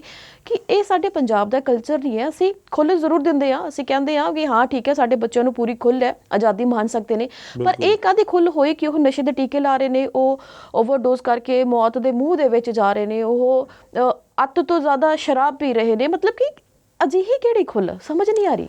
ਬਿਲਕੁਲ ਨਵਦੀਪ ਜੀ, ਉਹੀ ਹੈ ਨਾ, ਮੈਂ ਕੱਲ ਵੀ ਜਿਹੜੀ ਗੱਲ ਕਹੀ ਸੀ ਗੁਰਬਾਣੀ ਦੀ ਪੰਕਤੀ ਕਿ ਸੁਖੀਏ ਕੋ ਭੇਖਿਆ ਸਭ ਸੁਖੀਆ, ਰੋਗੀ ਕੇ ਭਾਣੇ ਸਭ ਰੋਗੀ। ਹੁਣ ਉਹ ਦੋਹੇ ਚੀਜ਼ਾਂ ਨੇ, ਉਹੀ ਪੰਜਾਬ ਹੈ। ਉਸੇ ਪੰਜਾਬ ਦੇ ਵਿੱਚ ਜਿਹੜਾ ਉਹ ਲਤੀਫਪੁਰੇ ਲੋਕ ਆਪਣੇ ਘਰਾਂ ਤੋਂ ਬੇਘਰ ਹੋ ਕੇ ਬੈਠੇ ਨੇ, ਉਹੀ ਪੰਜਾਬ ਤੇ ਉਹੀ ਹਿੰਦੁਸਤਾਨ ਹੈ ਜਿੱਥੇ ਲੋਕ ਦਾਰੂ ਪੀ ਕੇ ਤੇ ਜਾਂ ਨਸ਼ੇ ਕਰਕੇ ਜਾਂ ਹੋਰ ਤਰੀਕੇ ਨਾਲ ਜੋ ਵੀ ਕੁਛ ਕਰਦੇ ਨੇ, ਨਸ਼ੇ ਦੇ ਟੀਕੇ ਲਾ ਕੇ, ਜਿਵੇਂ ਤੁਸੀਂ ਦੱਸ ਰਹੇ ਹੋ ਕਿ ਉਹ ਹਸਪਤਾਲਾਂ ਦੇ ਵਿੱਚ ਪਹੁੰਚ ਰਹੇ ਨੇ। ਦੋਹੇ ਚੀਜ਼ਾਂ ਹੈਗੀਆਂ ਨੇ। ਤੁਸੀਂ ਦੇਖ ਲਓ ਵੀ ਇੱਕ ਪਾਸੇ ਜੀਰੇ ਦੀ ਫੈਕਟਰੀ ਉੱਥੇ ਬੰਦ ਕਰਾਉਣ ਨੂੰ ਲੋਕ ਇੰਨੀ ਠੰਡ ਦੇ ਵਿੱਚ ਧਰਨੇ 'ਚ ਬੈਠੇ ਨੇ, ਦੂਜੇ ਪਾਸੇ ਆਹ ਕੁਛ ਹੋ ਰਿਹਾ। ਤੁਸੀਂ ਦੇਖੋ ਕਿ ਤਸਵੀਰਾਂ ਅਲੱਗ-ਅਲੱਗ ਦੁਨੀਆ ਤੋਂ ਅਗਰ ਆਉਂਦੀਆਂ ਨੇ, ਯੂਕਰੇਨ ਦੇ ਵਿੱਚ ਮੈਨੂੰ ਜਿੱਥੇ ਤੱਕ ਲੱਗਦਾ ਵੀ 7-8 ਮਿਲੀਅਨ ਲੋਕ ਡਿਸਪਲੇਸ ਹੋ ਚੁੱਕੇ ਨੇ ਉੱਥੋਂ, ਮਤਲਬ ਆਪਣੇ ਘਰ ਛੱਡ ਕੇ ਜਾ ਚੁੱਕੇ ਨੇ। ਤੁਸੀਂ ਹਿਸਾਬ ਲਗਾਓ ਉਹਨਾਂ ਦੀਆਂ ਸਟੋਰੀਆਂ ਜਦੋਂ ਪੜ੍ਹਦੇ ਆ ਜਾਂ ਸੁਣਦੇ ਆ, ਦੇਖਦੇ ਆ ਤਾਂ ਕਿੰਨਾ ਉਹ ਦਰਦਨਾਕ ਮੰਜ਼ਰ ਹੁੰਦਾ ਹੈ ਵੀ ਇੱਕ ਪੂਰੇ ਦਾ ਪੂਰਾ ਮੁਲਕ। ਔਰ ਤੁਸੀਂ ਦੇਖੋ ਕਿ ਆਪਣੇ ਤਾਂ ਠੰਡ ਹਲੇ ਆਪਣੇ ਸ਼ਾਇਦ ਉਨੀ ਠੰਡ ਨਹੀਂ ਪੈਂਦੀ, ਯੂਕਰੇਨ ਵਾਲੇ ਪਾਸੇ, ਰਸ਼ੀਆ ਵਾਲੇ ਪਾਸੇ ਬਹੁਤ ਜ਼ਿਆਦਾ ਠੰਡ ਪੈਂਦੀ ਹੈ। ਅਜਿਹੀ ਸਥਿਤੀ ਦੇ ਵਿੱਚ ਉੱਥੇ ਉਹਨਾਂ ਦਾ ਐਨਰਜੀ ਇਨਫਰਾਸਟਰਕਚਰ ਤਬਾਹ ਕਰ ਦਿੱਤਾ ਗਿਆ। ਉੱਥੇ ਬਿਜਲੀ ਹੈ ਨਹੀਂ ਗੀ, ਉੱਥੇ ਲੱਕੜਾਂ ਬਾਲ ਕੇ ਉਹ ਆਪਣਾ ਕੰਮ ਚਲਾ ਰਹੇ ਹੈਗੇ ਆ ਉਹ ਲੋਕ। ਮਤਲਬ ਕਹਿਣ ਦਾ ਕਿ ਜਿਹੜੇ ਹੁਣ ਜਿਵੇਂ ਇੰਡੀਆ ਦੇ ਵਿੱਚ ਆਪਾਂ ਗੱਲ ਕਰਦੇ ਹਾਂ ਜਾਂ ਲਤੀਫਪੁਰ ਦੀ ਗੱਲ ਕੀਤੀ ਜਾਂ ਜ਼ੀਰੇ ਦੀ ਗੱਲ ਕੀਤੀ ਹੈ, ਨੌਜਵਾਨ ਕਿੱਧਰ ਨੂੰ ਹੋਏ ਨੇ, ਕੀ ਸੋਚ ਰਹੇ ਨੇ ਉਹ। ਇਹ ਨਵਾਂ ਸਾਲ ਕੋਈ ਮਤਲਬ ਕਿ ਉਹੀ ਦਿਨ ਹੈ, ਉੱਧਰ ਨੂੰ ਹੀ ਸੂਰਜ ਨਿਕਲਣਾ, ਉੱਧਰ ਨੂੰ ਹੀ ਛਿਪਣਾ ਹੈ। ਕੋਈ ਮੈਨੂੰ ਦੱਸੋ ਤਾਂ ਸਹੀ ਵੀ ਉਹਦੇ 'ਚ ਕੀ ਫਰਕ ਕੀ ਹੈ ਵੀ ਇੰਨਾ ਮਤਲਬ ਆਪਾਂ ਪਾਗਲ ਹੁੰਦੇ ਹੋਏ ਫਰੀ ਜਾਈਏ ਵੀ।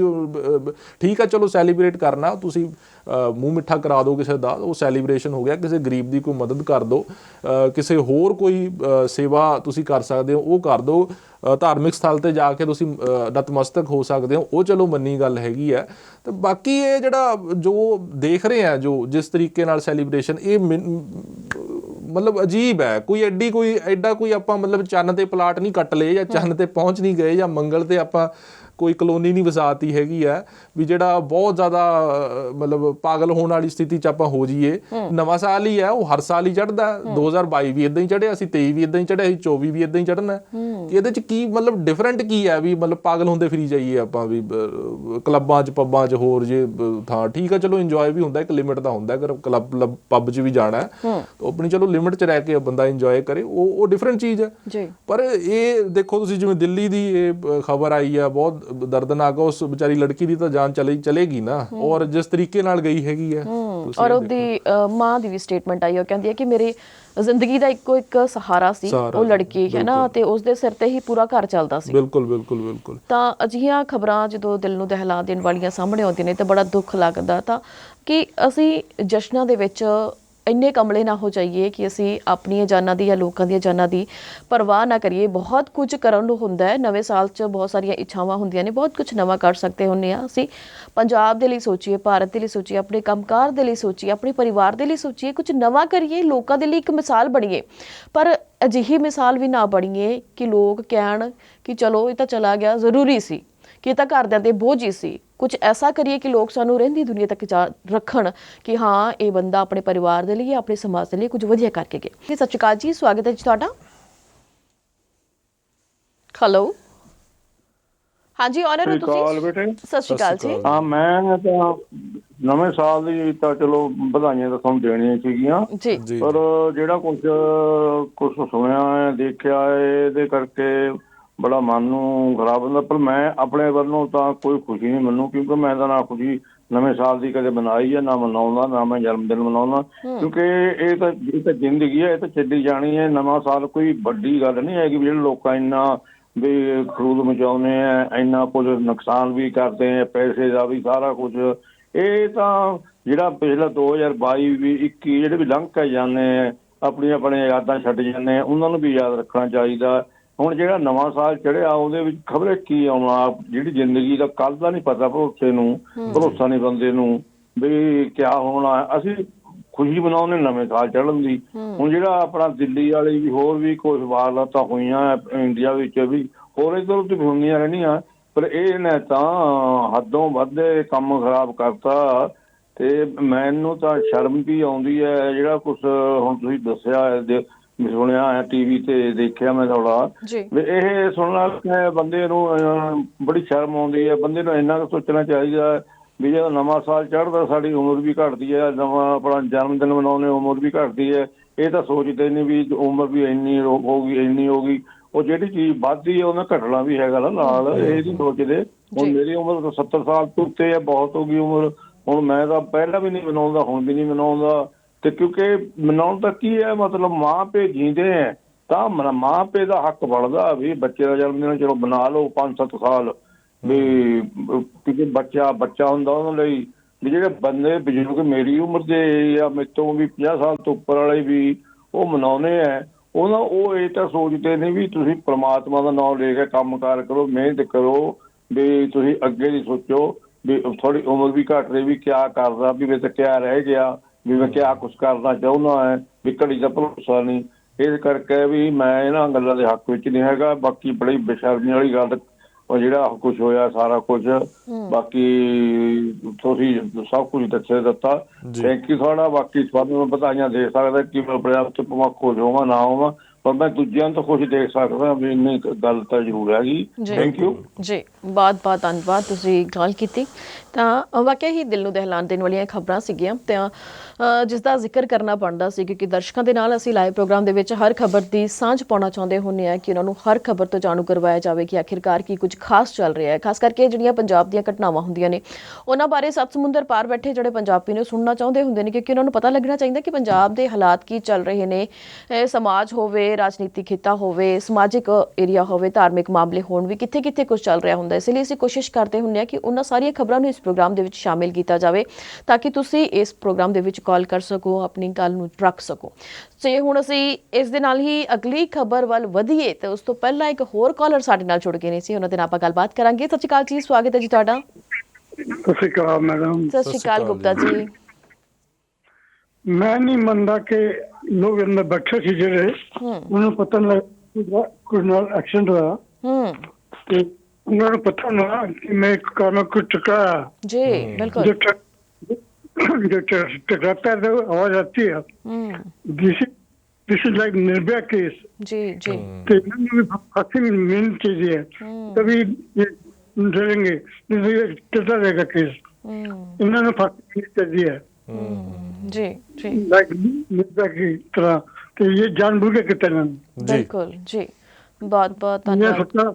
मैंने सोचा कि कोई हम दौड़ जाएंगे अगर कुछ नहीं होगा, तो जानबूझ के कितना जी जी। जी जी गुप्ता जी इनको ਧੰਨਵਾਦ फांसी नहीं चाहिए, कुछ भी। ਜੀ ਬਹੁਤ ਬਹੁਤ ਧੰਨਵਾਦ ਤੁਸੀਂ ਸਾਡੇ ਨਾਲ ਜੁੜੇ। ਤਾਂ ਬਲਦੀਪ ਜੀ ਨੇ ਜ਼ਿਕਰ ਕੀਤਾ ਕਿ ਨਿਰਭੈ ਕੇਸ ਹੈ ਨਾ, ਜਿਸ ਨੂੰ ਕੋਈ ਭੁਲਾ ਨਹੀਂ ਸਕਦਾ, ਕਿੰਨੀ ਦਰਿੰਦਗੀ ਦੇ ਨਾਲ ਉਸ ਲੜਕੀ ਦੇ ਨਾਲ ਕੀ ਕੁਝ ਕੀਤਾ ਸੀ, ਕਿਵੇਂ ਉਸਦੀ ਮੌਤ ਹੋਈ, ਉਹਨਾਂ ਹੈ ਨਾ ਦਰਿੰਦਿਆਂ ਨੇ ਕਿਵੇਂ ਕਿਵੇਂ ਉਸ ਨੂੰ ਨੋਚ ਕੇ ਮਾਰਿਆ। ਸੋ ਵਾਕਿਆ ਹੀ ਕਿ ਲੋਕਾਂ ਨੂੰ ਇਹ ਲੱਗਦਾ ਕਿ ਸ਼ਾਇਦ ਕੁਝ ਪਤਾ ਨਹੀਂ ਲੱਗੇਗਾ, ਕਿ ਜਿਵੇਂ ਤੁਸੀਂ ਦੁਬਾਰਾ ਤੋਂ ਜ਼ਿਕਰ ਕੀਤਾ ਸੀ ਕਿ ਇਹ ਵੀ ਖਬਰਾਂ ਨੇ ਕਿ ਉਸ ਲੜਕੀ ਨੂੰ ਕਾਰ ਦੇ ਵਿੱਚੋਂ ਸੁੱਟ ਕੇ ਮਾਰਿਆ ਗਿਆ। ਤਾਂ ਵਾਕਿਆ ਹੀ ਐਵੇਂ ਜਦੋਂ ਅਜਿਹੀ ਕੋਈ ਘਟਨਾ ਆਉਂਦੀ ਹੈ ਤਾਂ ਉਦੋਂ ਲੱਗਦਾ ਹੈ ਕਿ ਸੇਫਟੀ ਕਿੱਥੇ ਹੈ। ਸਾਡੀਆਂ ਸਰਕਾਰਾਂ, ਸਾਡਾ ਪ੍ਰਸ਼ਾਸਨ ਗੱਲ ਕਰਦਾ ਹੈ, ਸੁਰੱਖਿਆ ਦੀ ਗੱਲ ਕਰਦਾ ਹੈ ਨਾ, ਤਾਂ ਸੇਫਟੀ ਹੈ ਕਿੱਥੇ? ਕਿਤੇ ਵੀ ਕੋਈ ਸੇਫਟੀ ਨਹੀਂ ਹੈ ਨਾ। ਥਾਂ ਥਾਂ ਤੇ ਪਹਿਲੇ ਹੀ ਲੋਕਾਂ ਨੂੰ, ਮਤਲਬ ਜੇ ਚੰਡੀਗੜ੍ਹ ਵਰਗੇ ਏਰੀਏ ਦੀ ਗੱਲ ਕੀਤੀ ਜਾਵੇ ਤਾਂ ਲੋਕਾਂ ਦੇ ਮਨਾਂ 'ਚ ਪਹਿਲੀ ਡਰ ਪੈਦਾ ਹੋ ਜਾਂਦਾ ਹੈ ਕਿ 6 ਜਾਂ 7 ਵਜੇ ਤੋਂ ਬਾਅਦ ਪੁਲਿਸ ਦੇ ਨਾਕੇ ਲੱਗਣੇ ਸ਼ੁਰੂ ਹੋ ਜਾਣਗੇ, ਇਸ ਲਈ ਉਹ ਪਹਾੜੀ ਏਰੀਆ ਵੱਲ ਭੱਜਣੇ ਸ਼ੁਰੂ ਹੋ ਜਾਂਦੇ ਨੇ। ਤਾਂ ਜਿਨ੍ਹਾਂ ਦੇ ਵਿੱਚ ਮੁੰਡੇ ਕੁੜੀਆਂ ਸਾਰੇ ਹੀ ਸ਼ਾਮਿਲ ਹੁੰਦੇ ਨੇ, ਤੇ ਅਜਿਹੇ ਏਰੀਆ ਦੇ ਵਿੱਚ ਜਿਹੜੀ ਆਮ ਵਸੋਂ ਤੋਂ ਬਾਹਰ ਦੇ ਏਰੀਏ ਹੋਣ, ਉੱਥੇ ਅਜਿਹੀਆਂ ਘਟਨਾਵਾਂ ਜਿਹੜੀਆਂ ਨੇ ਉਹ ਵਾਪਰਦੀਆਂ ਨੇ। ਬਿਲਕੁਲ, ਇਹ ਤਾਂ ਚਲੋ ਹੈਗਾ ਹੀ ਆ। ਆਪਾਂ ਚੰਡੀਗੜ੍ਹ ਦੀ ਗੱਲ ਕੀਤੀ ਹੈ, ਪੰਜਾਬ ਦੀ, ਬਟ ਮੈਂ ਫਿਰ ਵੀ ਚਲੋ ਕਹੂੰਗਾ ਪੰਜਾਬ ਕਹਿ ਲਓ ਜਾਂ ਚੰਡੀਗੜ੍ਹ ਕਹਿ ਲਓ, ਫਿਰ ਵੀ ਕਾਫੀ ਹੱਦ ਤੱਕ ਬੈਟਰ ਹੈਗਾ। ਜਦੋਂ ਆਪਾਂ ਅੰਬਾਲਾ ਟੱਪਦੇ ਆ ਮੇਰੇ ਹਿਸਾਬ ਨਾਲ, ਜਾਂ ਦਿੱਲੀ ਜਾਂਦੇ ਆ, ਤੇ ਉਹ ਤਾਂ ਚਲੋ ਅੰਕੜੇ ਦੱਸਦੇ ਨੇ, ਦਿੱਲੀ ਨੂੰ ਐਜ਼ ਏ ਰੇਪ ਕੈਪੀਟਲ ਕਿਹਾ ਜਾਂਦਾ ਕਿ ਜਿਸ ਤਰੀਕੇ ਨਾਲ ਉੱਥੇ ਜਿੰਨੀਆਂ ਅਜਿਹੀਆਂ ਵਾਰਦਾਤਾਂ ਜਿਹੜੀਆਂ ਹੁੰਦੀਆਂ ਨੇ, ਜਾਂ ਇੰਡੀਆ ਦੇ ਵਿੱਚ ਵੀ ਰੇਪ ਦੀਆਂ ਘਟਨਾਵਾਂ ਕੋਈ ਘੱਟ ਨਹੀਂ ਹੈਗੀਆਂ, ਬਹੁਤ ਤਕੜਾ ਨੰਬਰ ਹੈ। ਮਤਲਬ ਜਦੋਂ ਤੁਸੀਂ ਵੂਮਨ ਸੇਫਟੀ ਦੀ ਗੱਲ ਕਰਦੇ ਹੋ ਤਾਂ ਇੰਡੀਆ ਉਹ ਜੋ ਮਤਲਬ ਉਹਦੀ ਸਥਿਤੀ ਕੋਈ ਬਹੁਤੀ ਚੰਗੀ ਨਹੀਂ ਹੈ, ਖਰਾਬ ਹੀ ਹੈ ਕੰਮ ਉਹਦਾ, ਤੇ ਵੂਮਨ ਸੇਫਟੀ ਵਾਲੇ ਪਾਸੇ ਤੋਂ ਤਾਂ। ਔਰ ਦਿੱਲੀ ਦਾ ਵੀ ਬਹੁਤ ਮਾੜਾ ਹਾਲ ਹੈ। ਇਹ ਜਿਹੜੀ ਹੁਣ ਜਿਵੇਂ ਗੁਪਤਾ ਸਾਹਿਬ ਨੇ ਕਿਹਾ ਕਿ ਨਿਰਭਇਆ ਕੇਸ ਵਾਂਗੂ ਲੱਗਦਾ, ਬਿਲਕੁਲ। ਔਰ ਪਹਿਲ ਮੈਂ ਸੁਣ ਰਿਹਾ ਸੀ ਪੁਲਿਸ ਦੀ ਸਟੇਟਮੈਂਟ ਕਿ ਉਹ ਸਿੱਧੇ ਤੌਰ 'ਤੇ ਕਨਕਲੂਜਨ 'ਤੇ ਸੀ, ਉਹਨਾਂ ਨੇ ਸਿੱਧਾ ਕਹਿ ਦਿੱਤਾ ਪੁਲਿਸ ਨੇ ਕਿ ਇਹ ਤਾਂ ਜੀ ਹਾਦਸਾ ਲੱਗਦਾ, ਕੋਈ ਛੇੜਛਾੜ ਦੀ ਘਟਨਾ ਜਿਹੜੀ ਆ ਉਹ ਨਹੀਂ ਹੋਈ ਹੈਗੀ। ਐਡੀ ਛੇਤੀ ਤੁਸੀਂ ਕੀ ਮਤਲਬ ਕੱਢ ਲਿਆ ਉਹਦੇ 'ਚੋਂ, ਕੀ ਪਾ ਲਿਆ ਉਹਦੇ 'ਚ, ਜਾਂ ਕਿਹੜੀ ਜਾਂਚ ਤੁਸੀਂ ਮੁਕੰਮਲ ਕਰ ਲਈ ਵੀ ਉਹ ਸਿੱਟੇ 'ਤੇ ਪਹੁੰਚ ਕੇ ਸਿੱਧਾ ਹੀ ਵੀ ਨਹੀਂ ਜੀ ਨਹੀਂ ਇਹ ਤਾਂ ਹਾਦਸਾ ਹੀ ਸੀ ਜੀ, ਇਹ ਜਿਹੜੀ ਹੈ ਹੋਰ ਦੂਜੀ ਘਟਨਾ ਲੱਗਦੀ ਨਹੀਂ ਆ, ਰੇਪ ਦੀ ਜਾਂ ਜ਼ਬਰਦਸਤੀ ਦੀ ਘਟਨਾ ਨਹੀਂ ਲੱਗਦੀ ਹੈਗੀ ਆ। ਪੁਲਿਸ ਦਾ ਇੱਕਦਮ ਜਿਹੜਾ ਇਹ ਬਿਆਨ ਸੀਗਾ। ਔਰ ਜਿਹੜਾ ਮਾਮਲਾ ਵੀ ਦਰਜ ਹੋਇਆ ਇਹਨਾਂ 5 ਆਰੋਪੀਆਂ ਦੇ ਉੱਪਰ, ਉਹ ਵੀ ਇਰਾਦਤਨ ਕਤਲ ਜਿਹੜਾ ਉਹ ਮਾਮਲਾ ਦਰਜ ਹੋਇਆ, ਕਤਲ ਦਾ ਮਾਮਲਾ ਨਹੀਂ, ਇਰਾਦਤਨ ਕਤਲ ਦਾ ਮਾਮਲਾ ਦਰਜ ਹੋਇਆ ਹੈਗਾ। ਤਾਂ ਮਤਲਬ ਕਹਿਣ ਦਾ ਵੀ ਪੁਲਿਸ ਪਹਿਲਾਂ ਹੀ ਇੱਕ ਹਿਸਾਬ ਨਾਲ ਆਪਣੇ ਹਿਸਾਬ ਨਾਲ ਕਨਕਲੂਜਨ ਤੇ ਜਿਵੇਂ ਪਹੁੰਚੀ ਹੁੰਦੀ ਹੈ ਨਾ ਵੀ ਨਹੀਂ ਜੀ ਨਹੀਂ ਇਹ ਤਾਂ ਇਹ ਹਾਦਸਾ ਲੱਗਦਾ ਨਹੀਂ ਹੈ। ਹਾਲ ਦੀ ਘੜੀ ਤਾਂ ਪਤਾ ਹੀ ਨਹੀਂ ਹੈ ਵੀ ਹਾਦਸਾ ਕਿਵੇਂ ਹੋਇਆ। ਸਕੂਟਰੀ ਜਿਹੜੀ ਆ ਉਹ ਕਾਫੀ ਜ਼ਿਆਦਾ ਤੱਕ ਨੁਕਸਾਨੀ ਹੋਈ ਹੈ, ਜਿਹੜੀ ਗੱਡੀ ਆ ਉਹ ਕਾਫੀ ਜ਼ਿਆਦਾ ਨੁਕਸਾਨੀ ਹੋਈ ਹੈ। ਲੜਕੀ ਦੀ ਜਿਹੜੀ ਲਾਸ਼ ਹੈ ਉਹ ਨਗਨ ਹਾਲਤ ਦੇ ਵਿੱਚ ਮਿਲੀ ਹੈ ਦਿੱਲੀ ਦੀਆਂ ਸੜਕਾਂ ਦੇ ਉੱਪਰ। ਉਹਦੇ ਕੱਪੜੇ ਹੈ ਨਹੀਂ ਉਹਦੇ ਸਰੀਰ ਦੇ ਉੱਪਰ, ਕਿਉਂਕਿ ਅਗਰ ਉਹ ਘੜੀਸੀ ਵੀ ਹੈ ਗੱਡੀ ਦੇ ਨਾਲ, ਉਹ ਜ਼ਾਹਿਰ ਗੱਲ ਆ ਤਾਂ ਵੀ ਕੱਪੜੇ ਫਟੇ ਹੋਣਗੇ। ਮਤਲਬ ਕਿੰਨੀ ਦਰਦਨਾਕ ਉਹ ਘਟਨਾ ਰਹੀ ਹੋਏਗੀ। ਮੈਨੂੰ ਇੱਕ ਵਾਕਿਆ ਯਾਦ ਆ ਗਿਆ, 1984 'ਚ ਵੀ ਇੱਦਾਂ ਦੀ ਘਟਨਾ ਹੋਈ ਸੀਗੀ, ਜਦੋਂ ਸਿੱਖ ਵਿਰੋਧੀ ਜਿਹੜੇ ਅਨਸਰ ਸੀਗੇ ਉਹਨਾਂ ਨੇ ਜਿਹੜਾ ਉਹ ਕੀਤਾ ਸੀ ਇਹ ਕਾਰਨਾਮਾ। ਉਸ ਵੇਲੇ ਮੇਰੇ ਖਿਆਲ ਸ਼ਾਇਦ ਕਾਨਪੁਰ ਜਾਂ ਲਖਨਊ ਦੀ ਇਹ ਘਟਨਾ ਹੈ। ਉੱਥੇ ਇੱਕ ਸ਼ਖਸ ਨੂੰ ਸਕੂਟਰ ਦੇ ਨਾਲ ਪਿੱਛੇ ਬੰਨ੍ਹ ਕੇ ਤੇ ਸੜਕਾਂ ਦੇ ਉੱਪਰ ਘੁਮਾਇਆ ਗਿਆ, ਔਰ ਉਹਦਾ ਚਲੋ ਜਦੋਂ ਹੁਣ ਸੜਕ ਦੇ ਨਾਲ ਉਹ ਘਿਸਰਦਾ ਗਿਆ ਤਾਂ ਮਾਸ ਤਾਂ ਉਹਦਾ ਲੈਣਾ ਹੀ ਸੀਗਾ, ਤੇ ਅਖੀਰ ਉਹ ਮਰ ਚੁੱਕਾ ਸੀਗਾ। ਉਹ ਇੱਕ ਜਿਹੜਾ 1984 ਦਾ ਪੀੜਤ ਸੀ, ਉਹੀ ਇਹ ਗੱਲ ਦੱਸ ਰਿਹਾ ਸੀ, ਸਿੱਖ ਪਰਿਵਾਰ 'ਚੋਂ ਸੀ ਜੋ ਬੰਦਾ, ਉਹ ਇਹ ਗੱਲ ਦੱਸ। ਮੈਨੂੰ ਜਦੋਂ ਇਹ ਖਬਰ ਆਈ ਨਾ, ਮੈਨੂੰ ਉਹ ਗੱਲ ਯਾਦ ਆ ਗਈ। ਮੈਂ ਕਿਹਾ 1984 'ਚ ਵੀ ਇੱਕ ਇੱਦਾਂ ਦੀ ਘਟਨਾ ਹੋਈ ਸੀ, ਔਰ ਹੁਣ ਦੇਖੋ ਤੁਸੀਂ ਦਿੱਲੀ ਦੀਆਂ ਸੜਕਾਂ ਦੇ ਉੱਪਰ ਆ ਕੀ ਕੁਛ ਹੋ ਰਿਹਾ ਨਵੇਂ ਸਾਲ ਦੇ ਉੱਪਰ। ਤੋ ਸਮਾਜ ਦੇ, ਮੈਂ ਆਪਣੀ ਪਰਸਨਲੀ ਗੱਲ ਕਰਾਂ ਤਾਂ ਮੈਨੂੰ ਬਹੁਤ ਵਾਰ ਆਫਰ ਹੋਈ ਵੀ ਦਿੱਲੀ ਜਾ ਕੇ ਤੁਸੀਂ ਕੋਈ ਨੈਸ਼ਨਲ ਚੈਨਲ ਜੁਆਇਨ ਕਰ ਲਓ। ਮੈਂ ਕਿਹਾ ਮੈਂ ਕਿਹਾ ਭਾਵੇਂ BBC ਸੱਦ ਲਵੇ, ਮੈਂ ਦਿੱਲੀ ਜਾਣਾ ਹੀ ਨਹੀਂ। ਮਤਲਬ ਇੱਕ ਹੁੰਦਾ ਨਾ ਕਿ ਸ਼ਾਇਦ ਨਫ਼ਰਤ ਜੀ ਹੋ ਜਾਣੀ ਕਿਸੇ ਚੀਜ਼ ਤੋਂ।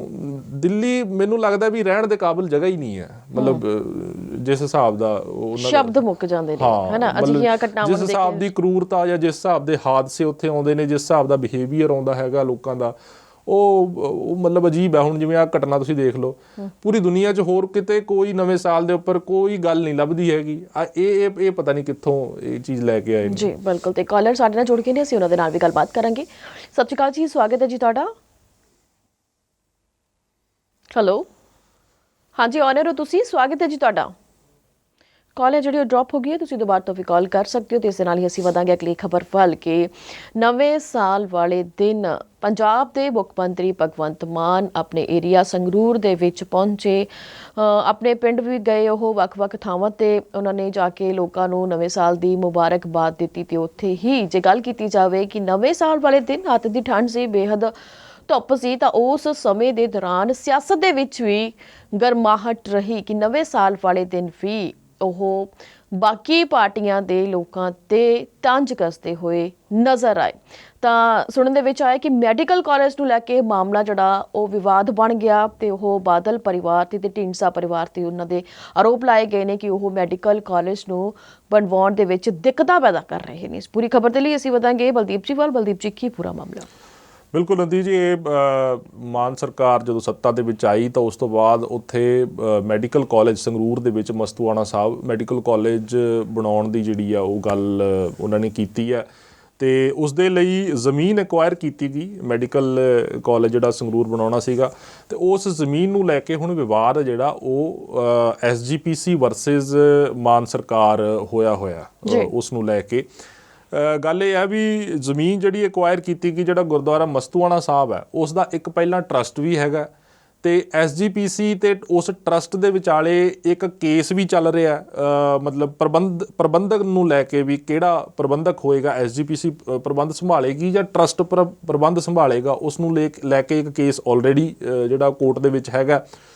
ਹੁਣ ਉਹ ਜਿਹੜੀ ਜ਼ਮੀਨ ਹੈ ਉਹ ਸਰਕਾਰ ਨੇ ਟਰਸਟ ਤੋਂ ਜਿਹੜੀ ਹੈ ਐਕਵਾਇਰ ਕਰਵਾਈ। ਜਿਹੜਾ ਟਰਸਟ ਉੱਥੇ ਬਣਿਆ ਹੋਇਆ ਮਸਤੂਆਣਾ ਸਾਹਿਬ, ਉਸ ਟਰਸਟ ਨੇ ਉਹ ਜ਼ਮੀਨ ਆ ਜਿਹੜੀ ਉਹ ਸਰਕਾਰ ਦੇ ਨਾਮ ਕੀਤੀ ਤੇ ਉਸ ਤੇ ਹੁਣ ਮੈਡੀਕਲ ਕਾਲਜ ਬਣਾਉਣ ਦੀ ਗੱਲ ਹੈ। ਪਰ ਇਸ ਦੇ ਵਿਚਾਲੇ SGPC ਜਿਹੜੀ ਆ ਉਹ ਇਹ ਕਹਿ ਰਹੀ ਹੈ ਕਿ ਕਿਉਂਕਿ ਸਾਡਾ ਪ੍ਰਬੰਧਨ ਨੂੰ ਲੈ ਕੇ ਕੇਸ ਚੱਲ ਰਿਹਾ ਹੈ, ਇਸ ਕਰਕੇ ਵੀ ਅਗਰ ਮੈਡੀਕਲ ਕਾਲਜ ਲਈ ਜ਼ਮੀਨ ਜਿਹੜੀ ਹੈ ਉਹ ਐਕਵਾਇਰ ਕਰਨੀ ਹੈ ਜਾਂ ਪ੍ਰਾਪਤ ਕਰਨੀ ਹੈ ਤਾਂ ਉਹ SGPC ਤੋਂ ਕੀਤੀ ਜਾਵੇ। ਸਮਝ ਰਹੇ ਹੋ ਤੁਸੀਂ? ਮਤਲਬ ਪਹਿਲਾਂ ਤਾਂ ਗੁਰਦੁਆਰਾ ਪ੍ਰਬੰਧਨ ਨੂੰ ਲੈ ਕੇ ਜਾਂ ਉਹਨੂੰ ਲੈ ਕੇ ਜਿਹੜਾ ਰੇੜਕਾ ਬਰਕਰਾਰ ਹੈ ਟਰਸਟ ਤੇ SGPC ਦੇ ਵਿੱਚ, ਔਰ SGPC ਹੁਣ ਇਹ ਕਹਿ ਰਹੀ ਹੈ ਵੀ ਜੇ ਤੁਸੀਂ ਜ਼ਮੀਨ ਲੈਣੀ ਸੀ ਤਾਂ ਸਾਡੇ ਤੋਂ ਲਓ, ਮਤਲਬ ਸਾਡੀ ਜਿਹੜੀ ਸਾਡੇ ਤੋਂ ਐਕਵਾਇਰ ਕਰੋ ਜ਼ਮੀਨ, ਸਾਨੂੰ ਜਿਹੜਾ ਬਣਦਾ ਜੋ ਰੇਟ ਹੈਗਾ ਉਹ ਦੇ ਕੇ ਐਕਵਾਇਰ ਕਰੋ। ਪਰ ਮਾਨ ਸਰਕਾਰ ਹੁਣ ਇਹ ਦਲੀਲ ਦਿੰਦੀ ਆ। ਕੱਲ੍ਹ ਭਗਵੰਤ ਮਾਨ ਹੋਣੀ ਉੱਥੇ ਵੀ ਪਹੁੰਚੇ ਸੀ ਸੰਗਰੂਰ ਮਸਤੂਆਣਾ, ਉੱਥੇ ਉਹਨਾਂ ਨੇ ਬਕਾਇਦਾ ਫਰਦਾਂ ਕੱਢ ਕੇ ਲੈ ਗਏ ਉਸ ਜ਼ਮੀਨ ਦੀਆਂ।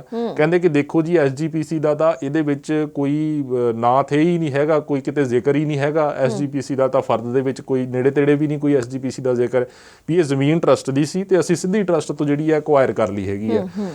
ਤੇ ਹੁਣ ਉਹ ਉਸੇ ਨੂੰ ਲੈ ਕੇ ਰੇੜਕਾ ਬਣਿਆ ਹੋਇਆ। SGPC ਵੀ ਕੋਰਟ ਦੇ ਵਿੱਚ ਇਸ ਮਾਮਲੇ ਨੂੰ ਲੈ ਕੇ ਤੇ ਫਿਲਹਾਲ ਦੀ ਘੜੀ ਕੋਰਟ ਨੇ ਸਟੇ ਲਾਈ ਹੋਈ ਹੈ, ਮਤਲਬ ਕਿ ਕਿਸੇ ਵੀ ਤਰੀਕੇ ਦੀ ਕੋਈ ਉਸਾਰੀ ਜਾਂ ਉੱਥੇ ਕੋਈ ਕੰਮ ਕਰਨ ਨੂੰ ਲੈ ਕੇ। ਸੋ ਮੈਡੀਕਲ ਕਾਲਜ ਦਾ ਕੰਮ ਹੈ ਜਿਹੜਾ ਉਹ ਰੁਕਿਆ ਹੋਇਆ। ਦੂਜਾ ਇਲਜ਼ਾਮ ਭਗਵੰਤ ਮਾਨ ਉਹਨਾਂ ਨੇ ਇਹ ਲਾਇਆ ਵੀ ਦੇਖੋ ਵੀ ਅਗਰ ਇਹ ਉਸਾਰੀ ਹੋ ਜਾਂਦੀ, ਮੈਡੀਕਲ ਕਾਲਜ ਬਣ ਜਾਂਦਾ ਤਾਂ ਮਾਰਚ ਮਹੀਨੇ ਤੋਂ ਅਸੀਂ ਮੈਡੀਕਲ ਦੀਆਂ ਕਲਾਸਾਂ ਸ਼ੁਰੂ ਕਰ ਦਿੰਦੇ, ਸਾਡਾ ਇੱਕ ਸੈਸ਼ਨ ਜਿਹੜਾ ਉਹ ਸ਼ੁਰੂ ਹੋ ਜਾਂਦਾ। ਵੀ SGPC ਦੇ ਅੜਿੱਕੇ ਕਰਕੇ ਸਾਡਾ ਇੱਕ ਸੈਸ਼ਨ ਜਿਹੜਾ ਉਹ ਬਰਬਾਦ ਹੋਇਆ ਸਿੱਧੇ ਤੌਰ ਤੇ। ਦੂਜਾ ਉਹਨਾਂ ਨੇ ਕਿਹਾ ਕਿ ਇਹ SGPC ਨਹੀਂ, ਇਹ ਸੁਖਦੇਵ ਸਿੰਘ ਢੀਂਡਸਾ ਤੇ ਨਾਲ ਉਹਨਾਂ ਨੇ ਬਾਦਲ ਪਰਿਵਾਰ ਨੂੰ ਵੀ ਘੜੀਸਿਆ। ਕਹਿੰਦੇ ਵੀ SGPC ਦੇ ਮੋਢੇ ਤੇ ਬੰਦੂਕ ਰੱਖ ਕੇ ਬਾਦਲ ਤੇ ਢੀਂਡਸਾ ਜਿਹੜਾ ਪਰਿਵਾਰ ਹੈਗਾ ਉਹ ਇਸ ਕਾਰਜ ਦੇ ਵਿੱਚ ਅੜਿੱਕਾ ਢਾ ਰਹੇ ਨੇ ਵੀ SGPC ਦੇ ਥਰੂ ਇਹ ਕੰਮ ਜਿਹੜਾ ਉਹ ਕਰਵਾਇਆ ਜਾ ਰਿਹਾ ਹੈਗਾ। ਸੋ ਇਹ ਪੂਰਾ ਮਾਮਲਾ ਹੈਗਾ। ਹਾਲ ਦੀ ਘੜੀ ਉਹਦੇ ਉੱਪਰ ਸਟੇਟਸ ਕੂ ਹੈਗਾ, ਮਤਲਬ ਉਹਦੇ ਉੱਪਰ ਕੋਈ ਉਸਾਰੀ ਜਾਂ ਕਿਸੇ ਤਰੀਕੇ ਦੀ ਜ਼ਮੀਨ ਦੇ ਉੱਪਰ ਨਹੀਂ ਹੋ ਸਕਦੀ ਹੈ। ਪਰ ਮਾਨ ਸਰਕਾਰ ਨੇ ਇਹ ਜ਼ਰੂਰ ਕਹਿ ਦਿੱਤਾ ਕਿ ਅਸੀਂ ਕਾਲਜ ਬਣਾ ਕੇ ਹਟਾਂਗੇ, ਕਾਲਜ ਉੱਥੇ ਜ਼ਰੂਰ ਬਣੇਗਾ, ਭਾਵੇਂ ਸਾਨੂੰ ਆਸੇ-ਪਾਸੇ ਹੋਰ ਕਿਤੇ ਜ਼ਮੀਨ ਲੈਣੀ ਪਵੇ, ਪਰ ਕਾਲਜ ਬਣੇਗਾ ਜ਼ਰੂਰ। ਇੰਨੀ ਗੱਲ ਜ਼ਰੂਰ ਉਹਨਾਂ ਨੇ ਕਹਿ ਦਿੱਤੀ ਹੈ। ਪਰ ਹਾਂ, ਜ਼ਮੀਨ ਨੂੰ ਲੈ ਕੇ ਰੇੜਕਾ ਜਿਹੜਾ ਉਹ ਹਾਲੇ ਵੀ ਬਰਕਰਾਰ ਹੈ। ਜੀ, ਕਾਲਰ ਸਾਡੇ ਨਾਲ ਜੁੜ ਗਏ ਨੇ, ਅਸੀਂ ਉਹਨਾਂ ਦੇ ਨਾਲ ਵੀ ਗੱਲਬਾਤ ਕਰਾਂਗੇ। ਸਤਿ ਸ਼੍ਰੀ ਅਕਾਲ ਜੀ, ਸਵਾਗਤ ਹੈ ਜੀ ਤੁਹਾਡਾ। सत श्रीकाल जी। जी गुप्ता जी। गुप्ता के मैं कहना है कि सबसे बड़ा मंदिर, सबसे बड़ा गुरुद्वारा तो मेडिकल कॉलेज यूनिवर्सिटी या स्कूल है जी। हर स्कूल यूनिवर्सिटी एंड कॉलेज चाहिए है, ना कि मंदिर चाहिए था। तो ये बनना चाहिए। बच्चे का और बच्चे पढ़ेंगे, दर्शन पढ़ेंगे, काम आएंगे। जी जी बिल्कुल। ਬਹੁਤ ਬਹੁਤ ਧੰਨਵਾਦ ਗੁਪਤਾ ਜੀ, ਤੁਸੀਂ ਦੁਬਾਰਾ ਤੋਂ ਜੁੜੇ। ਤਾਂ ਵਾਕਈ ਇਹਨਾਂ ਦਾ ਕਹਿਣਾ ਸੱਚ ਹੈ ਕਿ ਸਿੱਖਿਆ ਦਾ ਜਿਹੜਾ ਘਰ ਹੈ ਨਾ, ਮੰਦਿਰ ਗੁਰਦੁਆਰਾ ਉਹੀ ਹੈ ਜਿੱਥੇ ਸਾਨੂੰ ਸਿੱਖਿਆ ਮਿਲਦੀ ਹੈ। ਕਿ ਸਭ ਤੋਂ ਵੱਡੀ ਗੱਲ ਕਿ ਕਾਲਜ ਦਾ ਬਣਨਾ ਬੇਹੱਦ ਜ਼ਰੂਰੀ ਹੈ, ਪਰ ਜੇ ਮੈਡੀਕਲ ਕਾਲਜਸ ਦੀ ਗੱਲ ਕੀਤੀ ਜਾਵੇ ਤੇ ਮੈਡੀਕਲ ਕਾਲਜ ਦੀ ਸਾਡੇ ਪੰਜਾਬ ਦੇ ਵਿੱਚ ਬੇਹੱਦ ਘਾਟ ਹੈ। ਬੱਚੇ, ਬਹੁਤ ਸਾਰੇ ਬੱਚੇ ਨੇ ਜਿਹੜੇ ਉਹ ਆਰਥਿਕ ਪੱਖੋਂ ਕਮਜ਼ੋਰ ਹੁੰਦੇ ਨੇ, ਜਿਸ ਦੇ ਕਾਰਨ ਉਹ ਵਧੀਆ ਸਹੂਲਤਾਂ ਜਾਂ ਵਧੀਆ ਪੜ੍ਹਾਈ ਤੋਂ ਵਾਂਝੇ ਰਹਿ ਜਾਂਦੇ ਨੇ। ਕਈਆਂ ਨੂੰ ਇਹ ਹੈ ਕਿ ਕਰਜ਼ਾ ਚੁੱਕ ਕੇ 7 ਸਮੁੰਦਰ ਪਾਰ ਜਾਣਾ ਪੈਂਦਾ, ਜਾਂ ਜਦੋਂ ਅਸੀਂ ਅਕਸਰ ਗੱਲ ਕਰਦੇ ਹਾਂ ਕਿ ਯੂਕਰੇਨ ਵਰਗੇ ਦੇਸ਼ਾਂ ਦੇ ਵਿੱਚ ਉਹਨਾਂ ਨੂੰ ਪੜ੍ਹਾਈ ਦੇ ਲਈ ਜਾਣਾ ਪਿਆ, ਤਾਂ ਉੱਥੇ ਉਹਨਾਂ ਦਾ ਕੀ ਹਸ਼ਰ ਹੋਇਆ, ਕਿਸ ਤਰੀਕੇ ਦੇ ਨਾਲ ਉਹ ਵਾਪਸ ਆਏ। ਅੱਜ ਵੀ ਬਹੁਤ ਸਾਰੇ ਪੰਜਾਬ ਦੇ ਵਿੱਚ ਨੇ, ਪਰ ਕਈ ਅਜਿਹੇ ਨੇ ਜਿਨ੍ਹਾਂ ਨੂੰ ਇਹ ਵੀ ਟੈਨਸ਼ਨ ਹੈ ਕਿ ਸਾਡੀ ਪੜ੍ਹਾਈ ਵਿੱਚ ਹੀ ਨਾ ਰਹਿ ਜਾਵੇ, ਪਤਾ ਨਹੀਂ ਸਾਡਾ ਕੀ ਹੋਏਗਾ, ਕਿਉਂਕਿ ਭਾਰਤ ਸਰਕਾਰ ਨੇ ਵੀ ਉਹਨਾਂ ਦੀ ਮਦਦ ਨਹੀਂ ਕੀਤੀ। ਤਾਂ ਇਸ ਲਈ ਬਹੁਤ ਸਾਰੇ ਜਿਹੜੇ ਬੱਚੇ ਨੇ ਉਹ ਯੂਕਰੇਨ ਦੇ ਵਿੱਚ ਵਾਪਸ ਵੀ ਗਏ ਨੇ। ਸੋ ਇਹਨਾਂ ਸਾਰੇ ਹਾਲਾਤਾਂ ਦੇ ਮੱਦੇਨਜ਼ਰ ਇਹੀ ਹੈ ਕਿ ਪੰਜਾਬ ਸਰਕਾਰ ਨੂੰ ਜਲਦ ਤੋਂ ਜਲਦ ਅਜਿਹੇ ਠੋਸ ਉਪਰਾਲੇ ਕਰਨੇ ਚਾਹੀਦੇ ਨੇ ਕਿ ਮੈਡੀਕਲ ਕਾਲਜ ਪੰਜਾਬ ਦੇ ਵਿੱਚ ਖੋਲ੍ਹੇ ਜਾਣ, ਕਿਉਂਕਿ ਜਿਸ ਤਰੀਕੇ ਦੇ ਨਾਲ ਪ੍ਰਾਈਵੇਟ ਕਾਲਜ ਮਾਪਿਆਂ ਦੀ, ਬੱਚਿਆਂ ਦੀ ਛਿੱਲ ਪੱਟ ਰਹੇ ਨੇ, ਲੋਕ ਕਰਜ਼ਈ ਹੋ ਰਹੇ ਨੇ, ਰੁਜ਼ਗਾਰ ਨਹੀਂ ਮਿਲ ਰਿਹਾ, ਉਸ ਤਰੀਕੇ ਦੇ ਨਾਲ ਸਾਡਾ ਜਿਹੜਾ ਦੇਸ਼ ਦਾ ਭਵਿੱਖ ਹੈ ਉਹ ਰੁਲ ਰਿਹਾ ਹੈ। ਸਾਡੇ ਬੱਚੇ ਨੇ, ਖਾਸ ਕਰਕੇ ਜੇ ਅਸੀਂ ਕਰੀਮ ਦੀ ਗੱਲ ਕਰੀਏ ਤਾਂ ਸਾਡੇ ਦੇਸ਼ ਦੀ, ਸਾਡੇ ਪੰਜਾਬ ਦੀ ਜਿਹੜੀ ਕਰੀਮ ਹੈ ਉਹ ਬਾਹਰਲੇ ਮੁਲਕਾਂ ਦੇ ਵਿੱਚ ਜਾ ਰਹੀ ਹੈ, ਉੱਥੇ ਜਾ ਕੇ ਉਹ ਕਮਾਈਆਂ ਕਰ ਰਹੀ ਹੈ। ਉਹਨਾਂ ਲੋਕਾਂ, ਬਾਹਰਲੇ ਮੁਲਕਾਂ ਦੇ ਵਿੱਚ ਉਹਨਾਂ ਲੋਕਾਂ ਦਾ ਵੱਧ ਫਾਇਦਾ ਹੋ ਰਿਹਾ ਹੈ ਨਾ, ਜਿੱਥੇ ਸਾਡੇ ਪੰਜਾਬ ਦੇ ਵਿੱਚ ਬੇਹੱਦ ਨੁਕਸਾਨ ਹੋ ਰਿਹਾ ਕਿ ਜੇ ਉਹੀ ਬੱਚੇ ਸਾਡੇ ਪੰਜਾਬ ਦੇ ਵਿੱਚ ਪੜ੍ਹਨਗੇ, ਇੱਥੇ ਨੌਕਰੀ ਕਰਨਗੇ, ਸਾਨੂੰ ਚੰਗੇ ਡਾਕਟਰ ਮਿਲਣਗੇ, ਚੰਗੇ ਹਸਪਤਾਲਾਂ ਦੇ ਵਿੱਚ ਸਹੂਲਤਾਂ ਹੋਣਗੀਆਂ, ਤਾਂ ਸਾਡਾ ਪੰਜਾਬ ਤਰੱਕੀ ਕਰੇਗਾ। ਪਰ ਜਦੋਂ ਅਜਿਹੇ ਰੋੜੇ ਰਾਹ ਦੇ ਵਿੱਚ ਅੜ ਜਾਂਦੇ ਨੇ ਤਾਂ ਉੱਥੇ ਉਸ ਸੂਬੇ ਦਾ ਕੀ ਹਾਲ ਹੋਏਗਾ, ਇਹ ਸਭ ਕੁਝ ਜਗ ਜ਼ਾਹਿਰ ਹੈ। ਬਿਲਕੁਲ, ਹਿਊਮਨ ਰਿਸੋਰਸ ਦੀ ਤੁਸੀਂ ਗੱਲ ਕਰ ਰਹੇ ਹੋ ਵੀ ਹਿਊਮਨ ਰਿਸੋਰਸ ਆ, ਜਿਹੜਾ ਰਿਸੋਰਸਿਸ ਹੁੰਦੇ ਨੇ ਅਲੱਗ-ਅਲੱਗ ਵਸੀਲੇ ਜਿਹੜੇ ਹੁੰਦੇ ਨੇ ਕਿਸੇ ਵੀ ਖਿੱਤੇ ਦੇ ਕੋਲ, ਤਾਂ ਉਹਨਾਂ 'ਚ ਇੱਕ ਹਿਊਮਨ ਰਿਸੋਰਸ ਵੀ ਅੱਜ ਕੱਲ੍ਹ ਹੈ। ਸਾਡਾ ਹਿਊਮਨ ਰਿਸੋਰਸ ਤਾਂ ਸਾਰਾ ਜਿਹੜਾ ਉਹ ਕੈਨੇਡਾ, ਅਮਰੀਕਾ ਜਾਂ ਵੈਸਟ ਦੇ ਮੁਲਕਾਂ ਦੇ ਵਿੱਚ ਜਾ ਰਿਹਾ ਇੱਥੋਂ, ਜਿਹੜਾ ਉਹ 10ਵੀਂ 12ਵੀਂ ਕਰਕੇ। ਉਸੇ ਹਿਊਮਨ ਰਿਸੋਰਸ ਨੂੰ ਬਚਾਉਣ ਦੇ ਲਈ ਕੱਲ੍ਹ ਮੁੱਖ ਮੰਤਰੀ ਨੇ ਇਹ ਵੀ ਕਿਹਾ, ਇਹੀ ਜਿਹੜੀ ਤੁਸੀਂ ਗੱਲ ਕੀਤੀ ਹੈ ਯੂਕਰੇਨ ਵਾਲੀ ਗੱਲ ਕੀਤੀ ਹੈ, ਇਹੀ ਮੁੱਖ ਮੰਤਰੀ ਨੇ ਵੀ ਗੱਲ ਕਹੀ ਕਿ ਮੈਡੀਕਲ ਦੀ ਪੜ੍ਹਾਈ ਕਰਨ ਦੇ ਲਈ ਹੋਰ ਸੂਬਿਆਂ ਦਾ ਰੁਖ ਕਰਨਾ ਪੈਂਦਾ ਪੰਜਾਬ ਦੇ ਬੱਚਿਆਂ ਨੂੰ, ਜਾਂ ਫਿਰ ਯੂਕਰੇਨ ਜਿਹੜੇ ਨੇ ਉਹ ਵੱਡੀ ਗਿਣਤੀ 'ਚ ਗਏ MBBS ਕਰਨ ਦੇ ਲਈ। ਪਰ ਅਗਰ ਮੈਡੀਕਲ ਕਾਲਜ ਖੁੱਲ੍ਹਦਾ ਹੈ ਤਾਂ ਉਹ ਇੱਥੇ ਹੀ ਉਹਨਾਂ ਨੂੰ ਸਹੂਲਤ ਮਿਲ ਜਾਏਗੀ। ਚਲੋ ਇਹ ਤਾਂ ਦਾਅਵੇ ਨੇ ਵੀ ਮਿਲ ਜਾਏਗੀ ਜਾਂ ਇੱਥੇ ਆਲੇ ਦੁਆਲੇ ਦੇ ਲੋਕਾਂ ਨੂੰ ਨੌਕਰੀ ਮਿਲ ਜਾਏਗੀ, ਕਿਉਂਕਿ ਹੁੰਦਾ ਇਹ ਹੈ ਫਿਰ ਕਈ ਵਾਰ ਵੀ ਉਹ ਹੋਰ ਸੂਬਿਆਂ ਤੋਂ ਜਿਹੜੀ ਹੈ ਜਨਤਾ ਉਹ ਕਈ ਵਾਰ ਭਰਤੀ ਕਰ ਲਈ ਜਾਂਦੀ। ਹਾਂ, ਤਾਂ ਉਹ ਚਲੋ ਦਾਅਵੇ ਨੇ, ਅਸੀਂ ਕਹਿੰਦੇ ਆ ਵੀ ਚਲੋ ਦਾਅਵੇ ਇਹਨਾਂ ਦੇ ਸੱਚ ਹੋਣ, ਚੰਗੀ ਗੱਲ ਹੈ। ਤੇ ਪਰ ਦੂਜੇ ਪਾਸੇ ਤੁਸੀਂ ਦੇਖੋ ਕਿ ਉਸ ਹੁਣ ਜੋ ਮੈਡੀਕਲ ਕਾਲਜ ਹੈ, ਉਸ ਮੈਡੀਕਲ ਕਾਲਜ ਨੂੰ ਲੈ ਕੇ SGPC ਵੀ ਇਹ ਕਹਿ ਰਹੀ ਹੈ ਕਿ ਮੈਡੀਕਲ ਕਾਲਜ ਬਣਨਾ ਚਾਹੀਦਾ, ਟਰਸਟ ਵੀ ਇਹ ਗੱਲ ਕਹਿ ਰਿਹਾ ਕਿ ਮੈਡੀਕਲ ਕਾਲਜ ਬਣਨਾ ਚਾਹੀਦਾ, ਅਕਾਲੀ ਦਲ ਵੀ ਇਹ ਗੱਲ ਕਹਿ ਰਿਹਾ ਕਿ ਮੈਡੀਕਲ ਕਾਲਜ ਬਣਨਾ ਚਾਹੀਦਾ, ਆਮ ਆਦਮੀ ਪਾਰਟੀ ਵੀ ਇਹ ਗੱਲ ਕਹਿ ਰਹੀ ਹੈ ਕਿ ਮੈਡੀਕਲ ਕਾਲਜ ਬਣਨਾ ਚਾਹੀਦਾ। ਉਸ ਦੇ ਬਾਵਜੂਦ ਇਹ ਸਾਰੀਆਂ ਧਿਰਾਂ ਕਹਿ ਵੀ ਰਹੀਆਂ ਨੇ ਤੇ ਉੱਥੇ ਅੜਿੱਕਾ ਵੀ ਲੱਗਿਆ ਹੋਇਆ। ਅੜਿੱਕਾ ਬਸ ਇਸੇ ਗੱਲ ਦਾ, SGPC ਕਹਿੰਦੀ ਹੈ ਜ਼ਮੀਨ ਮੇਰੇ ਤੋਂ ਲਓ, ਟਰਸਟ ਕਹਿੰਦਾ ਵੀ ਜ਼ਮੀਨ ਸਾਡੀ ਸੀ, ਬਸ ਇਸੇ ਨੂੰ ਲੈ ਕੇ। ਔਰ ਆਮ ਆਦਮੀ ਪਾਰਟੀ ਜਿਹੜੀ ਹੈ ਸਰਕਾਰ ਹੈਗੀ ਹੈ, ਉਹ ਜੋ SGPC ਕਹਿੰਦੀ ਹੈ ਕਿ ਸਾਡੇ ਨਾਲ ਤੁਸੀਂ ਗੱਲ ਕਰ ਲਓ ਵੀ ਅਗਰ ਤੁਸੀਂ ਜ਼ਮੀਨ ਦੀ ਇੱਦਾਂ ਹੀ ਹੈ। ਤਾਂ ਉਹ ਹਾਲ ਦੀ ਘੜੀ ਤੱਕ ਨਾ ਤਾਂ ਆਮ ਆਦਮੀ ਪਾਰਟੀ ਦੀ ਸਰਕਾਰ SGPC ਨਾਲ ਗੱਲ ਕਰ ਰਹੀ ਹੈ ਇਸ ਮਸਲੇ ਤੇ ਵੀ ਜੇ ਇਹਨੂੰ ਅੜਿੱਕੇ ਨੂੰ ਖਤਮ ਹੀ ਕਰਨਾ ਹੈਗਾ, ਉਸ ਪਾਸੇ ਵੀ ਨਹੀਂ ਹੋ ਰਹੀ, ਬਲਕਿ ਉਹ ਇਹ ਤਰਕ ਦੇ ਰਹੇ ਨੇ ਕਿ SGPC ਤਾਂ ਕੋਈ ਧਿਰ ਹੀ ਨਹੀਂ ਹੈਗੀ ਵੀ ਇਸ ਮਾਮਲੇ ਦੇ ਵਿੱਚ, ਕਿ ਇਹ ਤਾਂ ਗੁਰਦੁਆਰਾ ਸਾਹਿਬ ਟਰਸਟ ਦੇ ਅੰਡਰ ਹੈ। ਜਦੋਂ ਕਿ SGPC ਇਹ ਦਾਅਵਾ ਕਰਦੀ ਹੈ ਕਿ 1925 ਦਾ ਜਿਹੜਾ ਐਕਟ ਹੈਗਾ ਉਸ ਦੇ ਅਧੀਨ 1964 ਦੇ ਵਿੱਚ ਇਸ ਗੁਰਦੁਆਰਾ ਸਾਹਿਬ ਨੂੰ ਲੈ ਕੇ ਇੱਕ ਨੋਟੀਫਿਕੇਸ਼ਨ ਜਾਰੀ ਹੋਇਆ ਸੀ। ਮਤਲਬ ਜਿਹੜਾ ਅਨਡਿਵਾਈਡਡ ਪੰਜਾਬ ਸੀਗਾ, ਜਿਹੜਾ ਪੰਜਾਬ ਤੇ ਹਰਿਆਣਾ ਜਦੋਂ ਇਕੱਠੇ ਸੀ, ਪੈਪਸੂ ਸਟੇਟ ਸੀਗੀਆਂ, ਉਸ ਟਾਈਮ ਤੇ 1964 ਦੇ ਵਿੱਚ ਇਸ ਗੁਰਦੁਆਰਾ ਜਿਹੜਾ ਮਸਤੂਆਣਾ ਸਾਹਿਬ ਆ, ਅੰਗੀਠਾ ਸਾਹਿਬ, ਇਸ ਨੂੰ ਲੈ ਕੇ ਨੋਟੀਫਿਕੇਸ਼ਨ ਜਾਰੀ ਹੋਇਆ ਸੀ ਵੀ ਇਹ SGPC ਦੇ ਨਾਂ ਕੀਤਾ ਜਾਵੇ। ਇਹ SGPC ਦਾ ਦਾਅਵਾ ਹੈਗਾ, ਉਹ ਆਪਣਾ ਦਾਅਵਾ ਪੇਸ਼ ਕਰਦੇ ਨੇ। ਪਰ ਉਹ ਮਾਨ ਸਰਕਾਰ ਇਹ ਕਹਿੰਦੀ ਹੈ ਕਿ ਨਹੀਂ ਜੀ, ਤੁਹਾਡਾ ਦਾਅਵਾ ਇਹ ਹੈ ਨਹੀਂਗਾ, ਇਹ ਟਰਸਟ ਦੀ ਜ਼ਮੀਨ ਹੈਗੀ ਆ, ਉਹ ਟਰਸਟ ਨਾਲ ਡੀਲ ਕਰ ਰਹੇ ਨੇ ਤੇ SGPC ਕਹਿੰਦੀ ਹੈ ਵੀ ਸਾਡੇ ਨਾਲ ਡੀਲ ਕਰੋ। ਬਸ ਇਸੇ ਨੂੰ ਲੈ ਕੇ ਰੇੜਕਾ ਬਣਿਆ ਤੇ ਉਹ ਕਾਲਜ ਦੀ ਉਸਾਰੀ ਜਿਹੜੀ ਆ ਉਹ ਨਹੀਂ ਹੋ ਰਹੀ ਹੈਗੀ। ਜੀ ਬਿਲਕੁਲ, ਤਾਂ ਰੇੜਕਾ ਬਹੁਤ ਸਾਰੀਆਂ ਗੱਲਾਂ ਤੇ ਬਣਿਆ ਹੋਇਆ, ਤੇ ਰੇੜਕਾ ਕਦੋਂ ਤੱਕ ਕਿਵੇਂ ਚੱਲਦਾ ਰਹੇਗਾ ਇਹ ਤਾਂ ਆਉਣ ਵਾਲਾ ਸਮਾਂ ਹੀ ਦੱਸੇਗਾ। ਤੇ ਇਸ ਤੋਂ ਬਾਅਦ ਜੇ ਅਸੀਂ ਅਗਲੀ ਖਬਰ ਵੱਲ ਪਹੁੰਚੀਏ ਤਾਂ ਇੱਕ ਕਾਲਰ ਸਾਡੇ ਨਾਲ ਜੁੜ ਗਏ ਨੇ, ਅਸੀਂ ਪਹਿਲਾਂ ਉਹਨਾਂ ਦੇ ਨਾਲ ਗੱਲਬਾਤ ਕਰ ਲਈਏ। ਸਤਿ ਸ਼੍ਰੀ ਅਕਾਲ ਜੀ, ਸਵਾਗਤ ਹੈ ਜੀ ਤੁਹਾਡਾ। ਹੈਲੋ, ਸਤਿ ਸ਼੍ਰੀ ਅਕਾਲ ਜੀ। ਸਤਿ ਸ਼੍ਰੀ ਅਕਾਲ ਜੀ। ਹੈਲੋ, ਸਤਿ ਸ਼੍ਰੀ ਅਕਾਲ ਜੀ। ਹਾਂਜੀ, ਸਤਿ ਸ਼੍ਰੀ ਅਕਾਲ ਜੀ, ਸਵਾਗਤ ਹੈ ਜੀ ਤੁਹਾਡਾ। ਹਾਂਜੀ, ਪਤਾ ਗੱਲ ਕੀ ਹੈ, ਜਿਹੜਾ ਕਾਲਜ ਦਾ ਰੌਲਾ ਪਿਆ ਜੀ ਜੀ ਇਹ ਆਪਣੇ ਹੁਣ ਆਮ ਪਾਰਟੀ ਕੰਮ ਕਰਨ ਚਾਹੁੰਦੀ ਹੈ ਤੇ ਦੂਜੀਆਂ ਦੋਹਾਂ ਪਾਰਟੀਆਂ ਨੇ ਕੰਮ ਨਹੀਂ ਕਰਨ ਦੇਣਾ। ਤੇ ਜੇ ਕਾਲਜ ਬਣ ਗਿਆ ਤੇ ਇਹਨਾਂ ਦੀ ਸੋਭਾ ਹੋ ਜਾਊਗੀ ਤੇ ਦੋਵੇਂ ਪਾਰਟੀਆਂ ਪਿੱਛੇ ਹਟ ਸਕਦੀਆਂ। ਇਹਨਾਂ ਨੂੰ ਦੁੱਖ ਇਹੀ ਆ ਵੀ ਤੀਜੀ ਪਾਰਟੀ ਖੜੀ ਕਿਉਂ ਹੋ ਗਈ, ਜਿੰਨੀ ਛੇਤੀ ਡਿੱਗ ਪਈ ਇਹ ਪਾਰਟੀ ਸਿੱਟਣ ਨੂੰ ਫਿਰਦੇ ਆ ਜੀ। ਤੇ ਇਹ ਗੱਲ ਇਹਨਾਂ ਦੀ ਮੈਂ ਥੈਂਕ ਯੂ ਕਰਦਾ ਵੀ ਕਾਲਜ ਖੁੱਲ ਜੇ ਵਧੀਆ, ਸਮਾਂ ਵੀ ਜਵਾਕ ਬਾਹਰ ਨਹੀਂ ਜਾਣਗੇ। ਜੀ ਬਿਲਕੁਲ। ਤੇ ਹਾਂਜੀ, ਇਹ ਦੋ ਪਾਰਟੀਆਂ ਦੁੱਖ ਇਹੀ ਹੈ ਵੀ ਤੀਜੀ ਪਾਰਟੀ ਕਾਮਯਾਬ ਨਾ ਹੋਵੇ, ਬਹੁਤ ਵੱਡੀ ਗੱਲ ਤਾਂ ਇਹ ਆ। ਜੀ ਜੀ ਜੀ ਜੀ ਜੀ ਬਿਲਕੁਲ। ਓਕੇ, ਥੈਂਕ ਯੂ ਜੀ, ਬਹੁਤ ਬਹੁਤ ਧੰਨਵਾਦ, ਤੁਸੀਂ ਸਾਡੇ ਨਾਲ ਜੁੜੇ, ਆਪਣਾ ਪੱਖ ਰੱਖਿਆ। ਤਾਂ ਵੱਖੋ ਵੱਖਰੇ ਰੇੜਕੇ ਨੇ ਜੀ ਉਹੀ ਗੱਲ ਕਹਿੰਦੇ ਆ ਕਿ ਕਦ ਤੱਕ ਚੱਲਦੇ ਰਹਿਣਗੇ ਤੇ ਲੋਕਾਂ ਦੇ ਨਾਲ, ਬੱਚਿਆਂ ਦੇ ਭਵਿੱਖ ਦੇ ਨਾਲ ਕੋਈ ਖਿਲਵਾੜ ਨਾ ਹੋਵੇ। ਇਹ ਸਰਕਾਰਾਂ, ਇਹ ਲੀਡਰ ਆਪਣੇ ਘਰ ਭਰਨੋਂ ਹਟਦੇ ਤਾਂ ਹੈ ਨਹੀਂ, ਪਰ ਥੋੜ੍ਹਾ ਜਿਹਾ ਘਰ ਭਰਨੋਂ ਹਟ ਜਾਣ, ਘੱਟ ਕਰ ਦੇਣ, ਤਾਂ ਕਿ ਲੋਕਾਂ ਦੇ ਖਾਤਿਆਂ 'ਚ ਵੀ ਮਾੜਾ ਮੋਟਾ ਕੁਛ ਜਾਣ ਲੱਗ ਜਾਵੇ, ਲੋਕਾਂ ਦੇ ਜਵਾਕਾਂ ਦਾ ਵੀ ਭਵਿੱਖ ਜਿਹੜਾ ਉਹ ਬਣ ਸਕੇ, ਸਾਨੂੰ ਵੀ ਚੰਗੇ ਰੁਜ਼ਗਾਰ ਮਿਲ ਸਕਣ, ਬੱਚਿਆਂ ਨੂੰ ਚੰਗੀਆਂ ਪੜ੍ਹਾਈਆਂ ਮਿਲ ਸਕਣ। ਤਾਂ ਚੰਗੀ ਗੱਲ ਹੈ ਕਿ ਜੇ ਉਹ ਸਭ ਕੁਝ ਮਿਲੇਗਾ ਤਾਂ ਉੱਥੇ ਹੀ ਜਦੋਂ ਕੁਝ ਨਹੀਂ ਮਿਲਦਾ ਲੋਕ ਅੱਕ ਜਾਂਦੇ ਨੇ, ਥੱਕ ਜਾਂਦੇ ਨੇ, ਪ੍ਰਸ਼ਾਸਨ ਦੇ ਗੇੜੇ ਮਾਰਦੇ, ਦਫ਼ਤਰਾਂ ਦੇ ਗੇੜੇ ਮਾਰਦੇ, ਸਰਕਾਰਾਂ ਦੇ ਹਾੜੇ ਕਰਦੇ ਲੋਕ ਅੱਕ ਜਾਂਦੇ ਨੇ, ਤਾਂ ਫਿਰ ਉਹਨਾਂ ਨੂੰ ਮਜਬੂਰਨ ਰੋਡ ਜਾਮ ਕਰਨੇ ਪੈਂਦੇ ਨੇ ਤੇ ਫਿਰ ਉੱਥੇ ਵੀ ਸਰਕਾਰਾਂ ਨੂੰ ਦਿੱਕਤਾਂ ਆ ਜਾਂਦੀਆਂ ਨੇ। ਤਾਂ ਉਹ ਰੋਡ ਜਾਮ ਕਰਨਾ ਉਹਨਾਂ ਦੀ ਮਜਬੂਰੀ ਬਣ ਜਾਂਦਾ। ਪਰ ਉੱਥੇ ਹੀ ਜੇ ਗੱਲ ਹੋਰ ਦੂਜੇ ਪਹਿਲੂ ਦੀ ਵੀ ਕੀਤੀ ਜਾਵੇ ਤਾਂ ਬਾਹਰਲੀਆਂ ਕੰਪਨੀਆਂ ਨੇ ਜਿਹੜੀਆਂ ਉਹ ਵੀ ਫਿਰ ਘੱਟ ਆਉਂਦੀਆਂ ਨੇ, ਉਹਨਾਂ ਨੂੰ ਵੀ ਲੱਗਦਾ ਵੀ ਇੱਥੇ ਚੱਲ ਜੀ ਆਹੀ ਕੁਛ ਚੱਲਦਾ ਰਹਿੰਦਾ ਤਾਂ ਅਸੀਂ ਆਪਣਾ ਜਿਹੜੀਆਂ ਕੰਪਨੀਜ਼ ਨੇ ਉਹ ਕਿਸ ਤਰੀਕੇ ਦੇ ਨਾਲ ਚਲਾਵਾਂਗੇ, ਕਿਤੇ ਸਾਨੂੰ ਮੁਨਾਫੇ ਦੀ ਜਗ੍ਹਾ ਘਾਟਾ ਹੀ ਨਾ ਪੈ ਜਾਵੇ। ਸੋ ਸਰਕਾਰਾਂ ਦੇ ਹੱਥ ਵਾਂਗ ਡੋਰ ਹੈ, ਸਰਕਾਰਾਂ ਕੁਝ ਵੀ ਕਰ ਸਕਦੀਆਂ ਨੇ ਜੇ ਲੋਕਾਂ ਨੂੰ ਰਾਹਤ ਮੁਹੱਈਆ ਕਰਵਾਈ ਜਾਵੇ, ਬਣਦੇ ਹੱਕ ਉਹਨਾਂ ਨੂੰ ਦਿੱਤੇ ਜਾਣ। ਕੀ ਜ਼ਰੂਰਤ ਹੈ ਉਹਨਾਂ ਨੂੰ ਇੰਨੀ ਕੜਾਕੇ ਦੀ ਠੰਡ ਦੇ ਵਿੱਚ ਰੋਡਾਂ ਤੇ ਧੱਕੇ ਖਾਣ ਦੀ? ਬਿਲਕੁਲ ਬਿਲਕੁਲ ਹੈ ਨਾ। ਸੋ ਇਸ ਦੇ ਨਾਲ ਹੀ ਜੇ ਅਸੀਂ ਅਗਲੀ ਖਬਰ ਵੱਲ ਵਧੀਏ ਤਾਂ ਕਾਲ ਇੱਕ ਹੋਰ ਆ ਗਈ ਹੈ ਜੀ, ਉਹਨਾਂ ਦੇ ਨਾਲ ਵੀ ਆਪਾਂ ਗੱਲਬਾਤ ਕਰ ਲਈਏ। ਸਤਿ ਸ਼੍ਰੀ ਅਕਾਲ ਜੀ, ਸਵਾਗਤ ਹੈ ਜੀ ਤੁਹਾਡਾ। ਸਤਿ ਸ੍ਰੀ ਅਕਾਲ ਜੀ। ਸਤਿ ਸ਼੍ਰੀ ਅਕਾਲ ਜੀ। ਹਾਂਜੀ, ਮੈਂ ਸ਼ੇਰਗਿਲ ਬੋਲਦਾ ਜੀ। ਜੀ ਸ਼ੇਰਗਿਲ ਸਾਹਿਬ, ਸਵਾਗਤ ਹੈ ਤੁਹਾਡਾ।